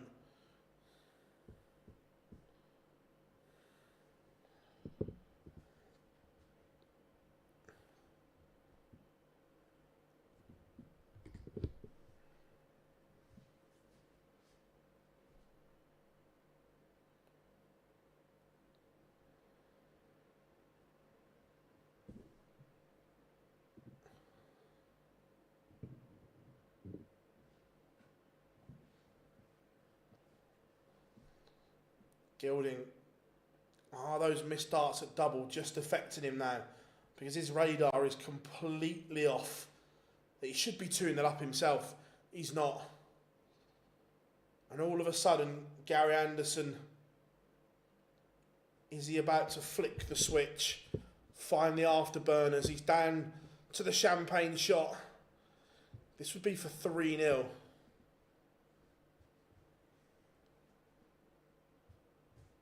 And he's got time on his side. Doesn't need to go the bullseye route.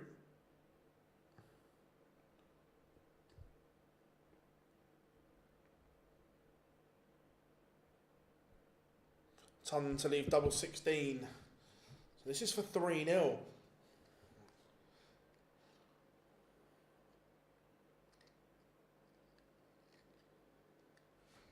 And Gilding is stuttering along.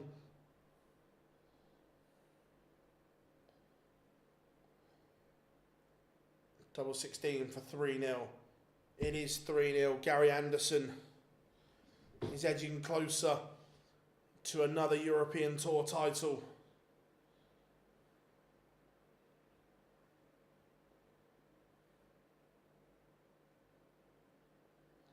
Andrew Gilding is going to have to find something, and something soon, and it starts with a max. Now, Gary's 3-0 up, averaging 83 here. Not often you say things like that.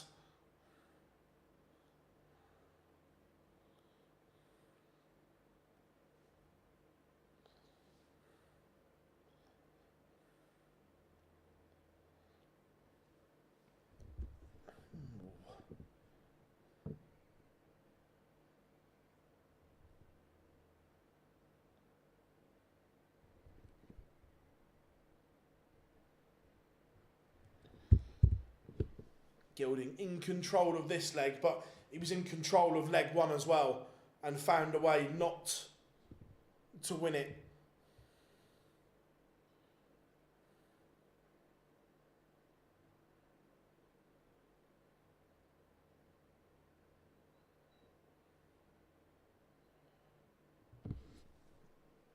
$117 for Gilding to just to hold and give himself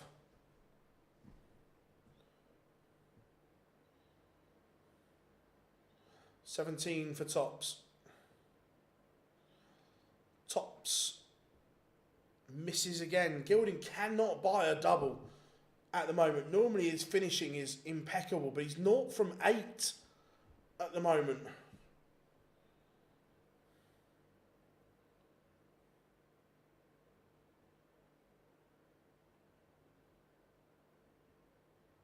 Make that 9. 10. Oh, it's a darting disaster. Gary Anderson, 141 for a double break. Oh, he couldn't, could he?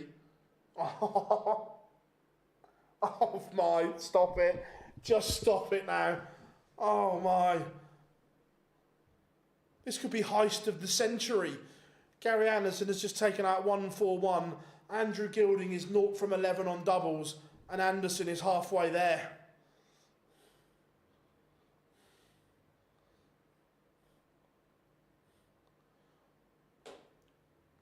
Anderson was not in the leg. Not in the leg. Gilding is having an absolute howler.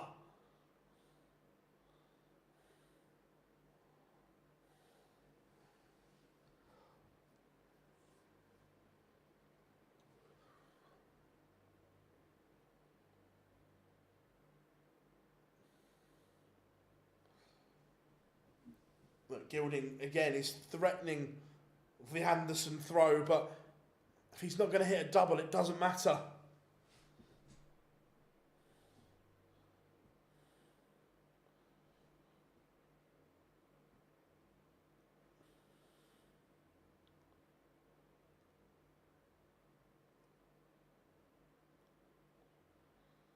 This is a very, very strange final. Yeah, if you said to me Gary Anderson was 4-0 up averaging 85, I'd have been like, what? If you'd have said he was 4-0 up averaging 110, yeah, fair enough. Still no maximum for Anderson.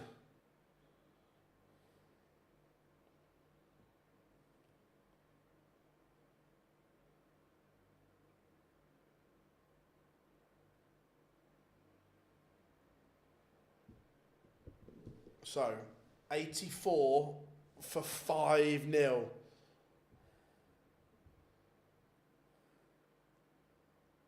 Bullseye!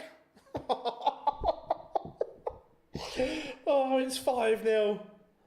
It's 5-0. Yeah, just Premier League this week, Tom. Pro Tours return next week. Give us your 2 dream fights. Yeah, Fury AJ. And I really want to see...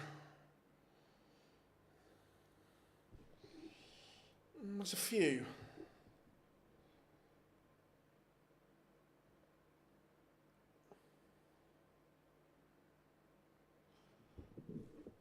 I'd still like to see Tank Davis and Tiafimo maybe.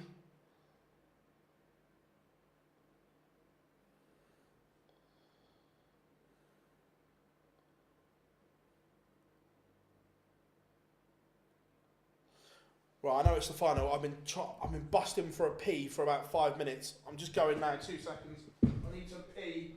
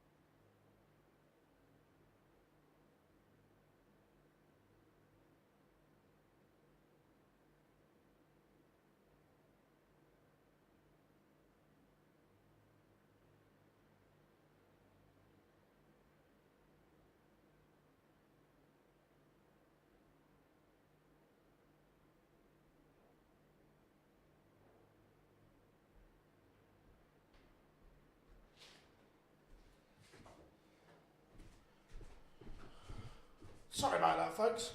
I was busting for a pee.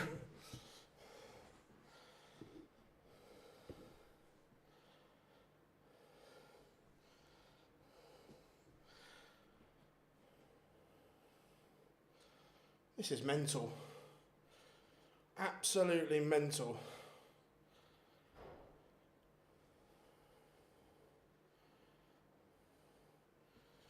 Gilding.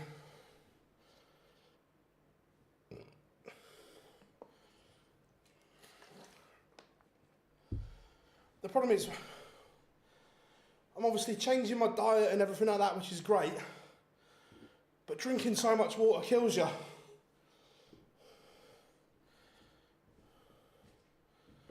It's a nightmare.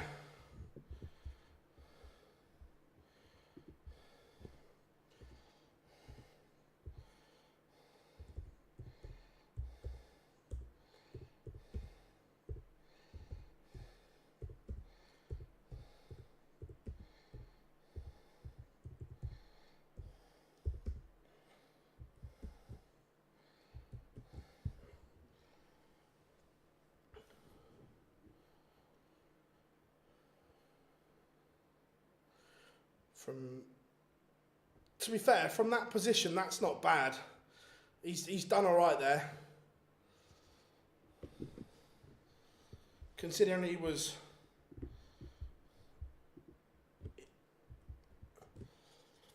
But Gary...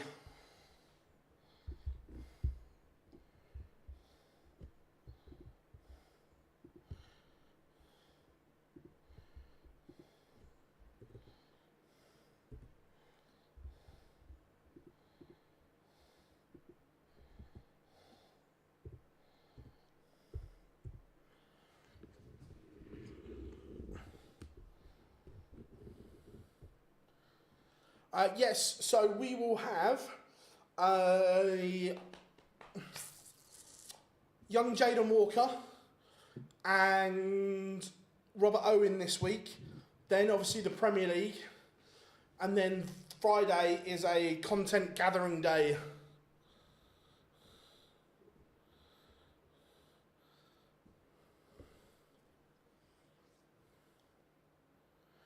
I'm waiting for him to come back with a time and a place. Fingers crossed it'll be soon. Gary Anderson to win it. It's a finishing masterclass. But Gary Anderson is an 8-0 winner in the final. Gary Anderson, the performance isn't up there. However, 8-0, that's incredible. Let's let the pictures catch up.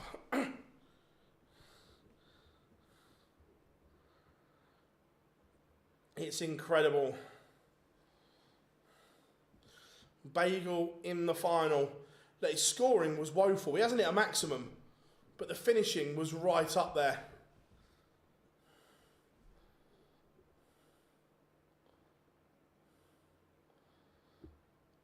What a performance on the outer ring. Gary Anderson, 8 from 14, 57%. That is a little bit good from Gary. Fire up the victory train indeed.